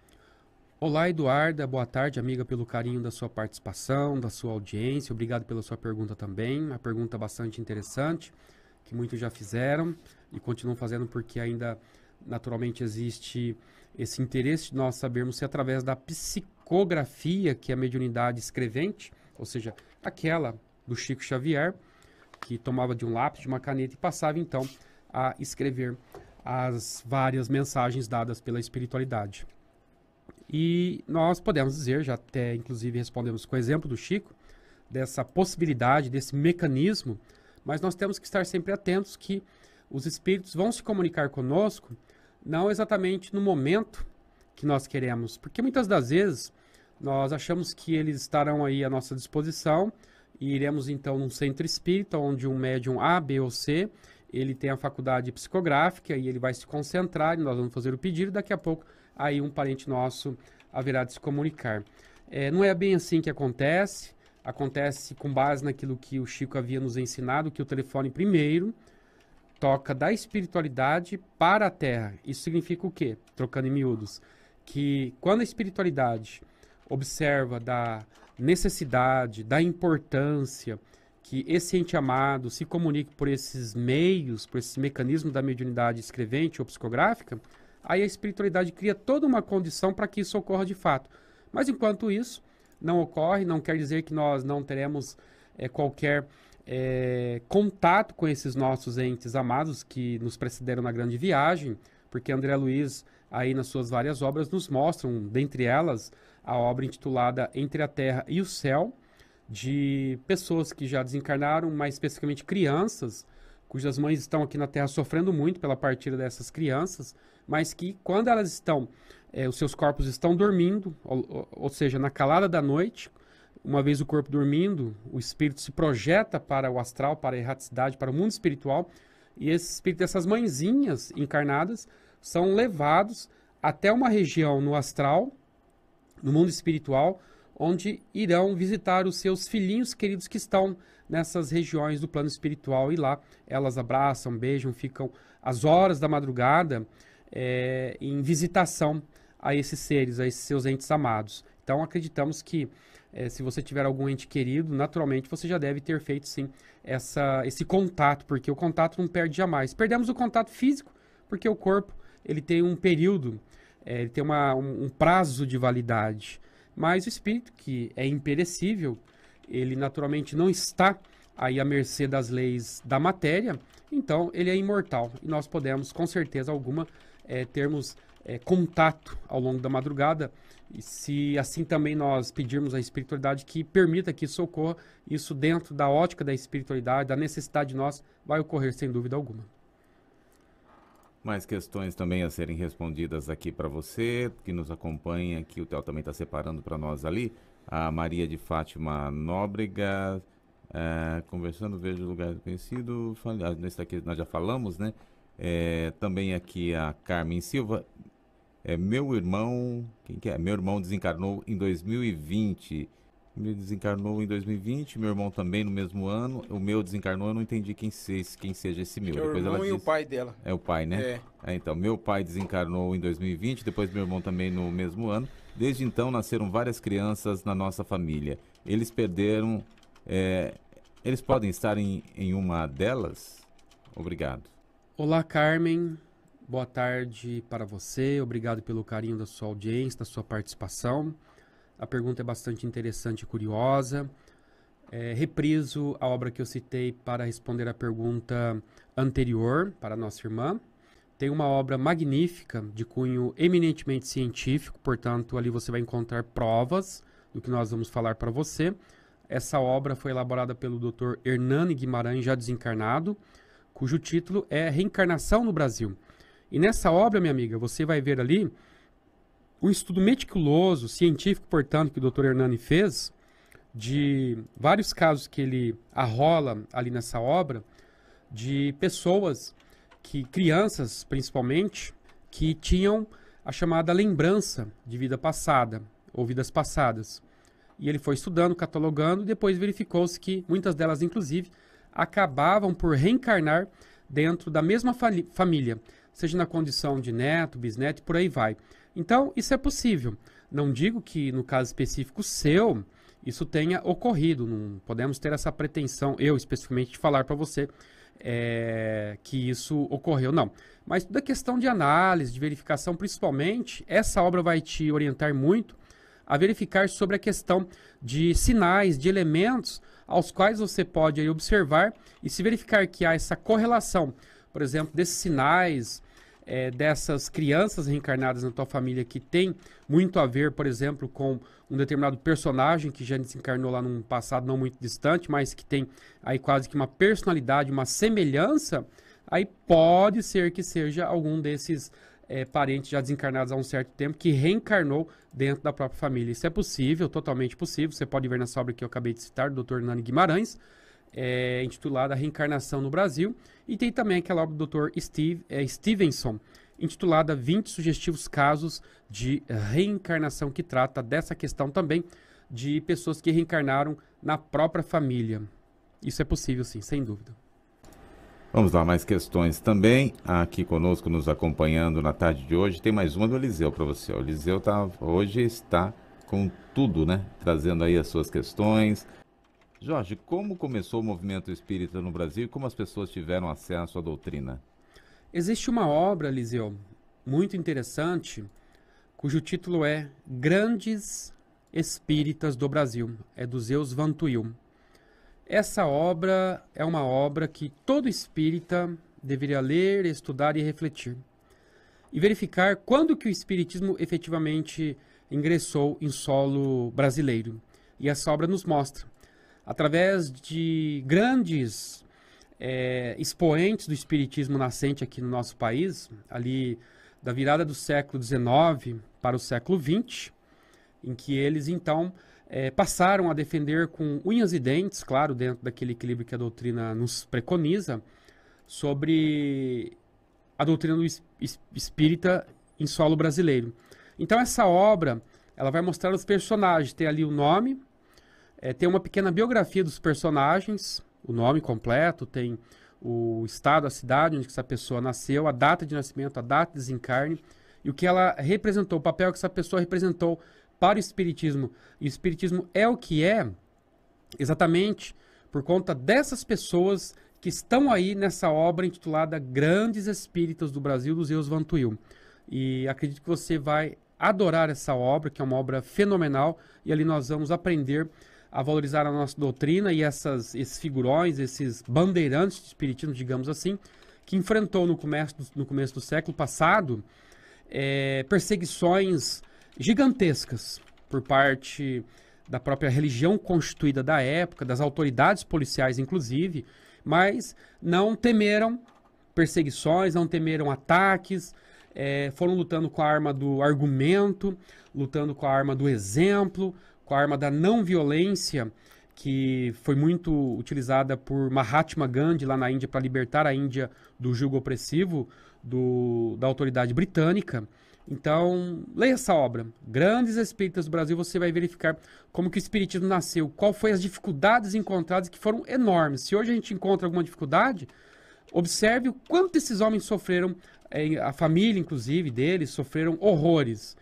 Perseguições escandalosas, inclusive, perpetradas pelas autoridades constituídas da época, sejam religiosas, sejam policiais, até mesmo autoridade judiciária.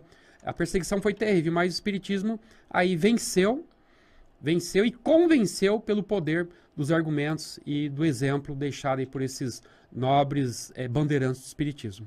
Vamos a mais questões, você nos acompanha aqui, né, nesse momento tão importante, nesse momento que vai se colocando aí as informações. O Theo, você vai encerrar daqui a pouquinho, como que você vai fazer para a gente... Não, no final eu falo aqui o nome das pessoas. É bom que até o pessoal tem que ficar ligado aí para daqui a pouquinho, a qualquer momento a gente fala o nome dos sorteados aqui na nossa programação.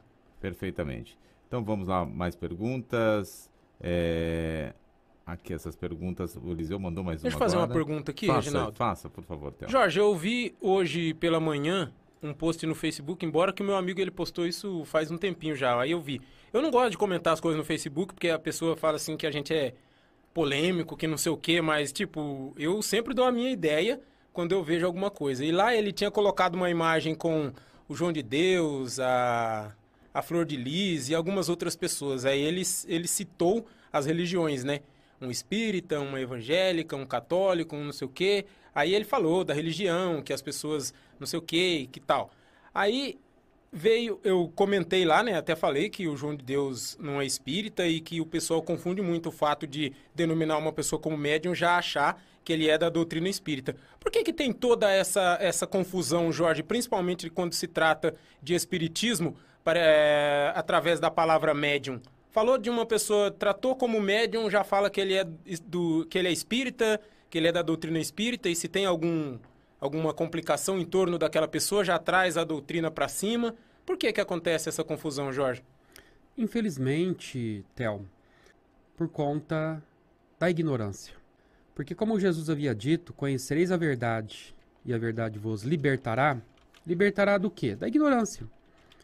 Então, quando porventura, como foi aí o que aconteceu com essa criatura, o João de Deus, que lamentamos muito, as pessoas acabaram confundindo ele com o espiritismo. Ele mesmo, obviamente, nós fomos lá uma vez conhecer o trabalho dele, isso foi em 2012, e ele se declarava publicamente, isso nem precisava se declarar, mas ele se declarava, não se declarava espírita, que não era. A única coisa que ele tinha que o identificava com o espiritismo era a mediunidade, mas o fato de uma pessoa ser portadora de uma mediunidade não quer dizer que ela vai ser espírita, muito pelo contrário. Porque a mediunidade, ela tem dentro das fileiras do catolicismo, do evangelismo, do budismo e até mesmo nas fileiras do ateísmo. Para vocês verem que mediunidade não quer dizer necessariamente espiritismo. Espiritismo é uma doutrina.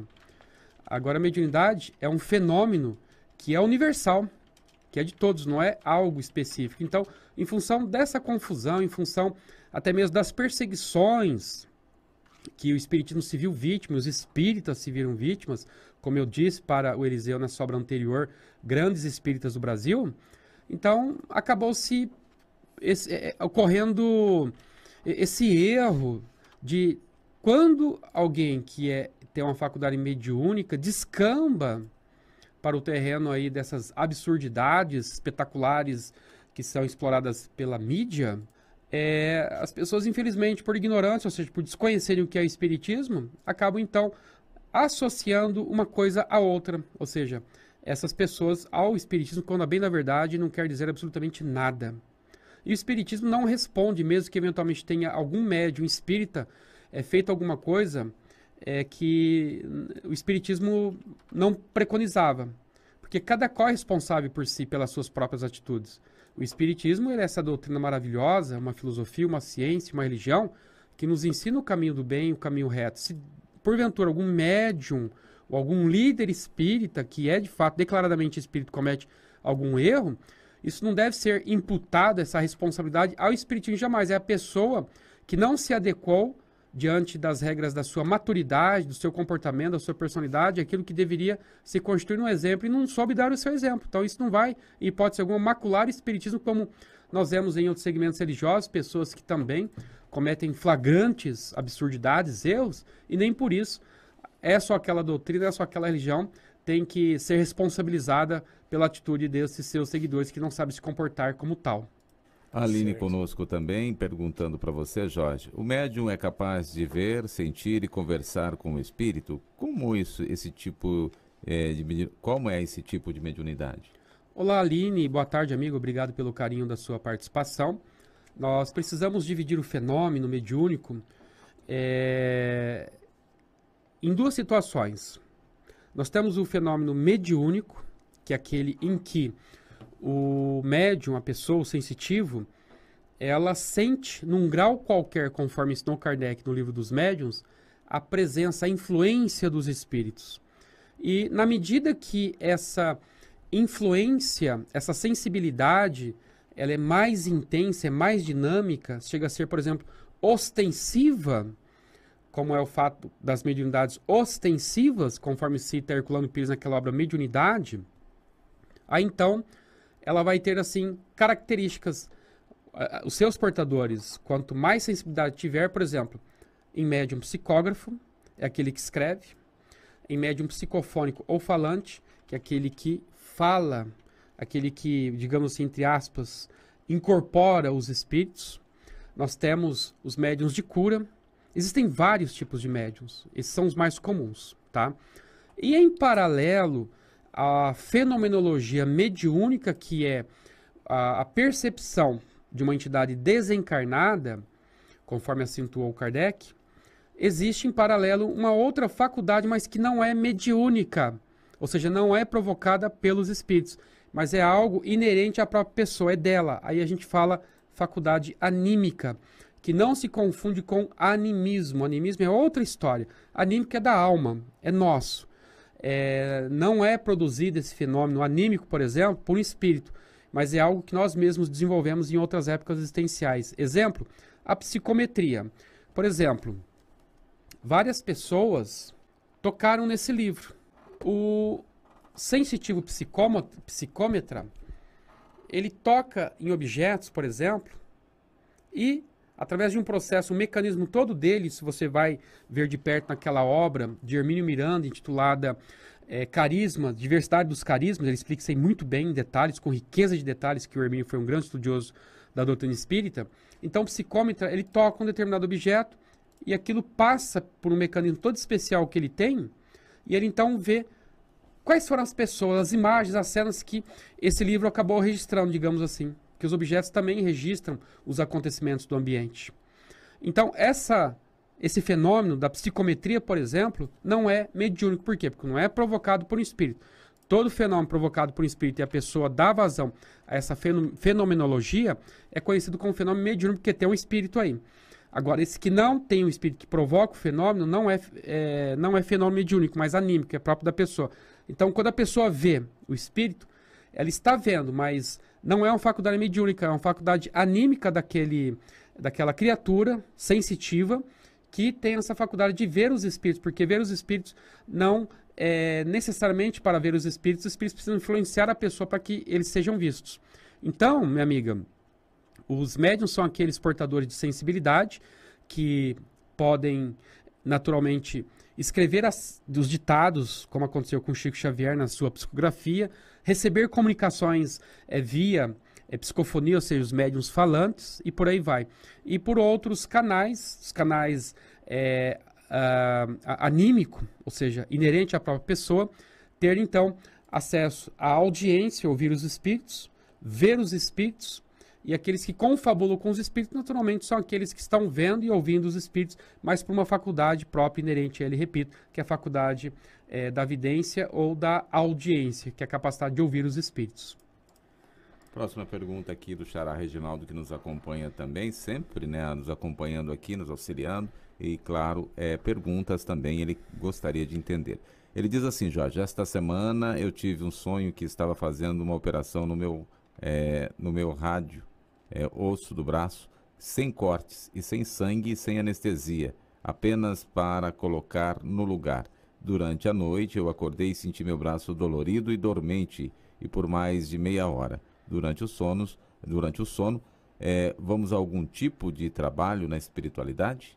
Qual que é o nome dele? Reginaldo. Reginaldo. É um nome forte. Forte, famoso, né? Outro sócio do programa. É verdade, outro sócio do programa. Reginaldo, vai lá, o carinho do nosso abraço, da nossa amizade. Obrigado pela sua participação, que Deus o abençoe. A sua pergunta é bastante interessante e vai com certeza servir de entendimento para muitos que também gostariam de estar fazendo essa pergunta. Sim, sem dúvida alguma, meu amigo. Os espíritos realizam atividades que nós não fazemos a mínima ideia. Ou se fazemos alguma ideia, ainda fazemos uma ideia, às vezes, equivocada. Do quanto esses nossos irmãos espirituais trabalham para nos verem bem. O quanto eles nos ajudam, principalmente quando nossos corpos estão dormindo através do processo do sono físico natural. E nós, então, em espíritos, em havendo essa necessidade, eles vão passar, nos submeter a uma avaliação e, se for o caso, inclusive, vão nos submeter a tratamentos espirituais em regiões existentes no astral, no mundo espiritual, inclusive hospitais, em que nós, então, nos submeteremos a um tratamento todo especial, perispiritualmente falando, em que eles vão aplicar passes, vão até realizar, inclusive, processos cirúrgicos, se assim for, primeiramente, do nosso merecimento.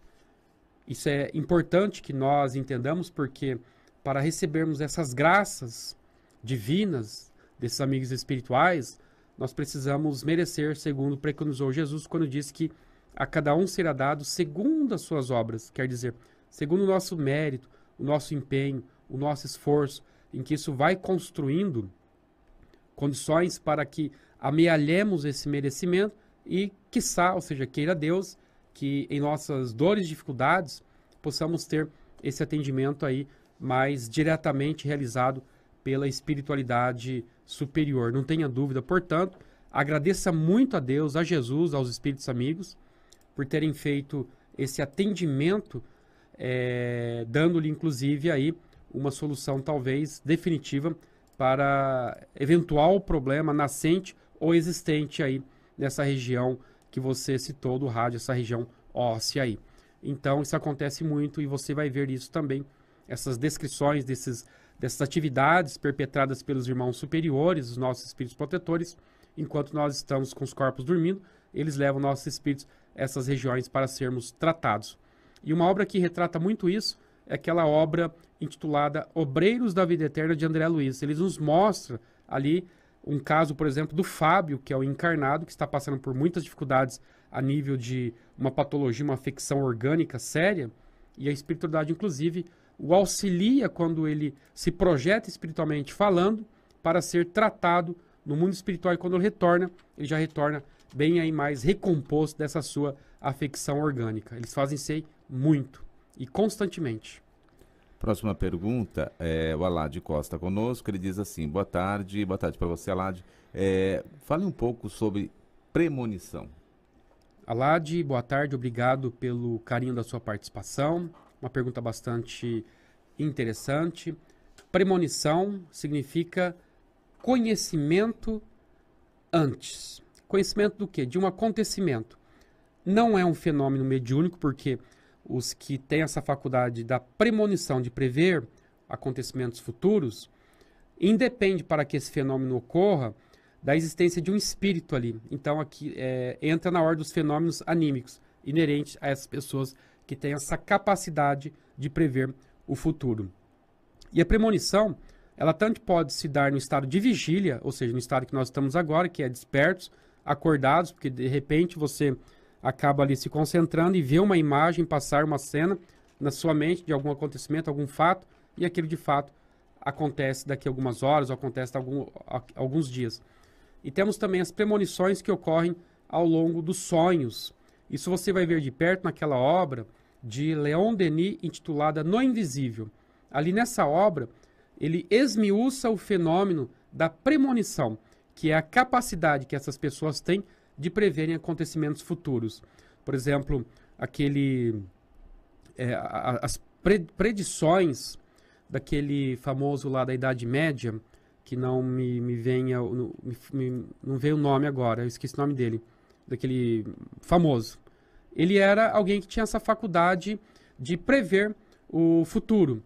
Então, a premonição, portanto, repito, ela entra na ordem dos fenômenos de natureza anímica. Anímica significa que é da própria criatura. E seja no estado de vigília ou seja despertos, você acaba vendo uma imagem e isso de repente vai acontecer daqui 1, 2 dias ou mais. Ou em sonho, é o que mais acontece, é mais comum em sonho. De repente você acorda, seja ao longo da madrugada ou durante o dia você desperta e aí você se recorda de ter visto ou ouvido que alguma coisa ou tal fato vai ocorrer e depois se constata que ele ocorre. Isso é premonição, é um conhecimento prévio de fatos que estão aí para acontecer. Próxima questão aqui também, a Claudene Morales aqui, ó. Tive um sonho e vivi alguns dias depois tudo o que aconteceu no sonho, com todos os detalhes. Comente. Olá, Claudene. A pergunta dela praticamente tem muito a ver com a pergunta anterior. Exatamente. E naturalmente que se trata também aí de um sonho premonitório, tal qualmente nós havíamos respondido para o nosso companheiro Alad aí anteriormente falando. Então se trata de um sonho de natureza premonitória, porque ocorre ali a questão da premonição, ou seja, de se prever um acontecimento futuro. Perfeitamente, nós estamos aqui, faltando agora 10 minutinhos para às 5 da tarde. Daqui a pouquinho a gente vai encerrando, né, o nosso programa de hoje, respondendo as questões que vão chegando aqui. Tem mais uma pergunta aqui também, o Reginaldo está colocando aqui, ó. Minha esposa faz tapetes de crochê. Aqui é propaganda ou é a pergunta, ele né? Tá fazendo uma pergunta aí. É uma pergunta, né? Reginaldo, vamos lá, Reginaldo. Minha esposa faz tapetes de crochê e ela tirou a foto de um tapete de cor de rosa e uma das fotos saiu uma cor bem diferente em tom caramelo. E depois ela postou as fotos no Facebook e ela recebeu mais de 12 encomendas desta cor diferente que surgiu na foto. Está um sucesso as vendas. Será que tive ajuda da espiritualidade? Olá, nosso amigo Reginaldo, né? Reginaldo. Que nos dá o carinho da sua audiência novamente, perguntando esse fato interessante. É um pouco imprudente da minha parte responder com toda certeza que se trata, obviamente, de um fenômeno provocado pela espiritualidade para que o sucesso das vendas ocorra de fato. Mas isso não quer dizer que a espiritualidade não crie situações que visem, inclusive, o nosso benefício, a nossa melhoria. E para você ter uma ideia, meu amigo, tem uma obra de André Luiz, em que nós vemos ali, por exemplo, o caso de uma família que não tem ali um homem. Nesse lar é uma mãe, me parece que viúva, ou, salvo engano, ela foi abandonada pelo marido e que deixou ela com as crianças pequenas ali para cuidar, numa situação bastante difícil e desoladora. E aí a espiritualidade, a mercê da bondade divina, por intermédio dos mentores responsáveis por aquela família, acaba criando condições, até mesmo materiais, para que aquela senhora consiga arrumar um emprego numa casa de família e, a partir daí, ter algum dinheiro para sustentar a sua prole, os seus filhos. Então nós vemos que a espiritualidade realiza várias situações, não que eles vão se miscuir, ou seja, fazer com que aquilo que é criação, ideação, ação nossa, eles não irão facilitar. Mas dentro do nosso mérito, da nossa condição de estarmos aí e podermos receber essa graça, eles farão de tudo para fazer com que nós, de fato, alcancemos essas graças, sim, não tenha dúvida. Mas não estou dizendo que o caso dos tapetes aí, naturalmente, teve aí o dedinho da espiritualidade. Posso dizer assim, pode ser que sim, pode ser que não. Tudo demanda uma avaliação mais aprofundada do caso, mas é possível que a espiritualidade, como eu disse aí, que André Luiz, numa dessas obras aí, ele comenta de um auxílio que a espiritualidade, de uma situação que a espiritualidade criou, uma situação no mundo material, fomentando, ou seja, facilitando o acesso dessa senhora que tinha as crianças para tratar a um emprego numa casa de família. E agora vai vender muito mais, né? Vai vender muito mais, com certeza. Parabéns aí. Parabéns, Reginaldo. É isso daí. Sucesso para você, Reginaldo. A Ana de Lençóis Paulista, ouvindo as explicações do Jorge sobre os médios, eu tenho uma dúvida quem trabalha em um grupo mediúnico, mas ela mesmo diz que não é médium, não trabalha como médium. Então, qual é a função de uma pessoa assim no grupo? Porque ela é necessária no grupo mediúnico. Oi, Ana. Obrigado mais uma vez aí pelo carinho da sua participação. É uma obra que a gente sugere bastante, que é uma obra magnífica, porque radiografa uma reunião mediúnica sob o aspecto, sob a visão, sob a ótica da espiritualidade, que é Nos Domínios da Mediunidade de André Luiz. E em paralelo a essa obra, tem uma obra de Martins Peralva, intitulada Estudando a Mediunidade, que Martins Peralva fez um resumo dessa obra de André Luiz, porém com gravuras. Ali tem gravuras, tem figuras, e você vai verificar tudo muito interessante através de desenhos, de figuras. Então, respondendo a sua pergunta, se a pessoa não é médium, está dentro de um grupo mediúnico, qual é o papel que ela tem? Um papel muito importante, e nessa obra, nos domínios da mediunidade, André explica o papel dessas pessoas, a responsabilidade e a importância que elas têm.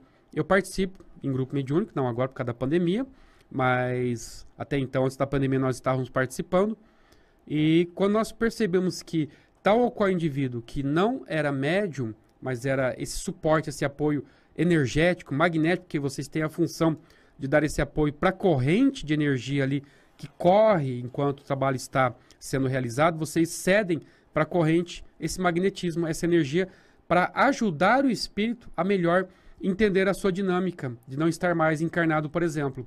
E alguns fenômenos que não são vistos ali num grupo mediúnico, mas ocorrem a nível espiritual, só são produzidos com a ajuda do material fluídico que a espiritualidade retira de vocês para, inclusive, até construir, criar medicamentos, criar imagem e outras coisas mais dentro de um grupo mediúnico para ajudar esses comunicantes que estão ali através, exteriorizando as suas dores através da mediunidade.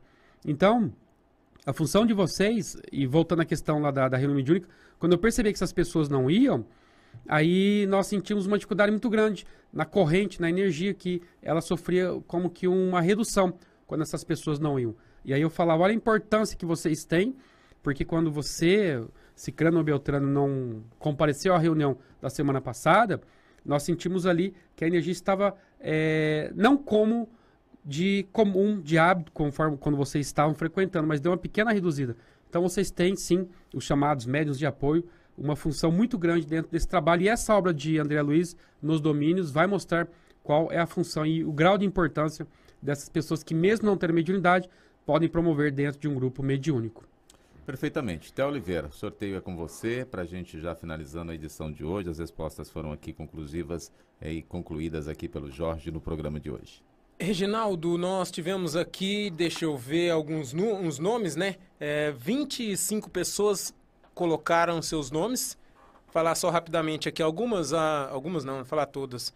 Mônica Tito, Natal Silva, Marcelo Stucci, Eise Lopes, Edilson Rocha, Nilda Moura Moraes, Mara Soares, Camila Rodrigues, Luzinete Mouzinho, Rosiane Cordeiro, Eliseu Marques, José Carlos, Reginaldo Marques, Lúcia Helena, Lucilene Moura, Sônia Bernardo, Michele Mubarak, Mônica Pontes, Maria Irene, Anália, Solange Vasco, Lucy Sanches, Poli Lima, Aurora Guimarães e Silvia Atti. Os sorteados para o programa de hoje foram o Edilson Rocha, ele é do Piauí, Parabéns, Edilson. Você vai receber um livro, o lançamento da editora SEAC, Dr. Galton, o Construtor de Futuros. Também aqui a Rosiane Cordeiro, ela é de São José dos Pinhais, no Paraná. E, por último, mas não menos importante, Aurora Guimarães, do Rio de Janeiro. A Aurora com o número 24, aqui tivemos a Rosiane Cordeiro, de São José dos Pinhais, no Paraná, com o número 10, e o número 5, o Edilson Rocha, lá do Piauí. Esses são os contemplados com 3 livros disponibilizados aqui para o nosso programa, do escritor Sidney Fernandes, Dr. Galton, o Construtor de Futuros. Na semana que vem, várias palestras, vários vídeos, vários materiais com o lançamento dessa obra. Reginaldo? Perfeitamente, nós já vamos encerrando. Jorge, estamos chegando ao final de mais um programa aí especial, em qual você participa conosco, nos dando a oportunidade de entendimento, de compreensão das respostas sempre claras e objetivas. Obrigado, Reginaldo, obrigado, Theo, obrigado nossos ouvintes pelo carinho da atenção de todos vocês. Nós sempre rogamos a Jesus que os abençoe, ampare e proteja com muito sucesso, bastante saúde e muita paz. Theo Oliveira, até a próxima semana. Se Deus quiser, Reginaldo, obrigado Jorge, Jonatas, Sérgio Totti, Sidney Fernandes e todos que estiveram acompanhando a gente nessa tarde, desejando a todos aí um bom início de mês de outubro e que possamos novamente estar juntos na próxima semana. Muito obrigado e até lá. Muito bem, você que nos acompanhou, mais um minuto da sua atenção para que a gente possa encerrar de forma clara, objetiva, agradecendo pelas oportunidades que nos foram dadas na tarde de hoje. Por isso, Mestre Jesus, te agradecemos por esta oportunidade tão especial e qual nos proporcionou estarmos aqui em sintonia. E o entendimento que foi nos dado, as palavras que foram postas, as palavras que foram esclarecedoras para aqueles que buscam uma informação, um conteúdo.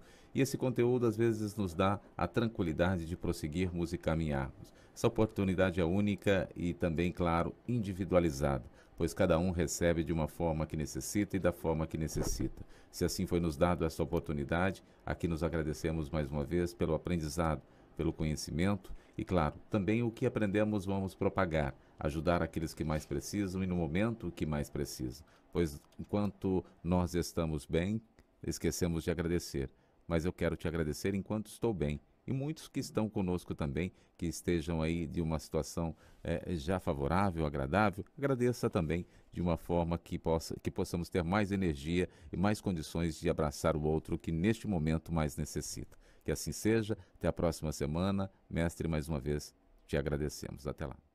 Pinga Fogo com Sidney Fernandes.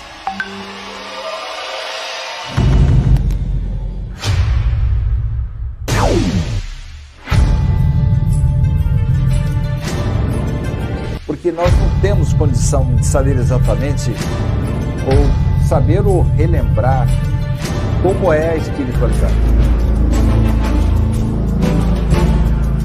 Viktor Frankl, um dos maiores gênios do século XX. Ele é o criador da logoterapia. Diz que se a vida tem um propósito, o sofrimento também tem. A felicidade é um subproduto da rendição pessoal a outro ser. A partir do momento que eu me dedico ao próximo, a uma causa, que eu passo a ajudar o semelhante, procuro fazer este mundo um pouco melhor, naturalmente a felicidade me alcança. Pinga Fogo com Sidney Fernandes. Pinga Fogo com Sidney Fernandes.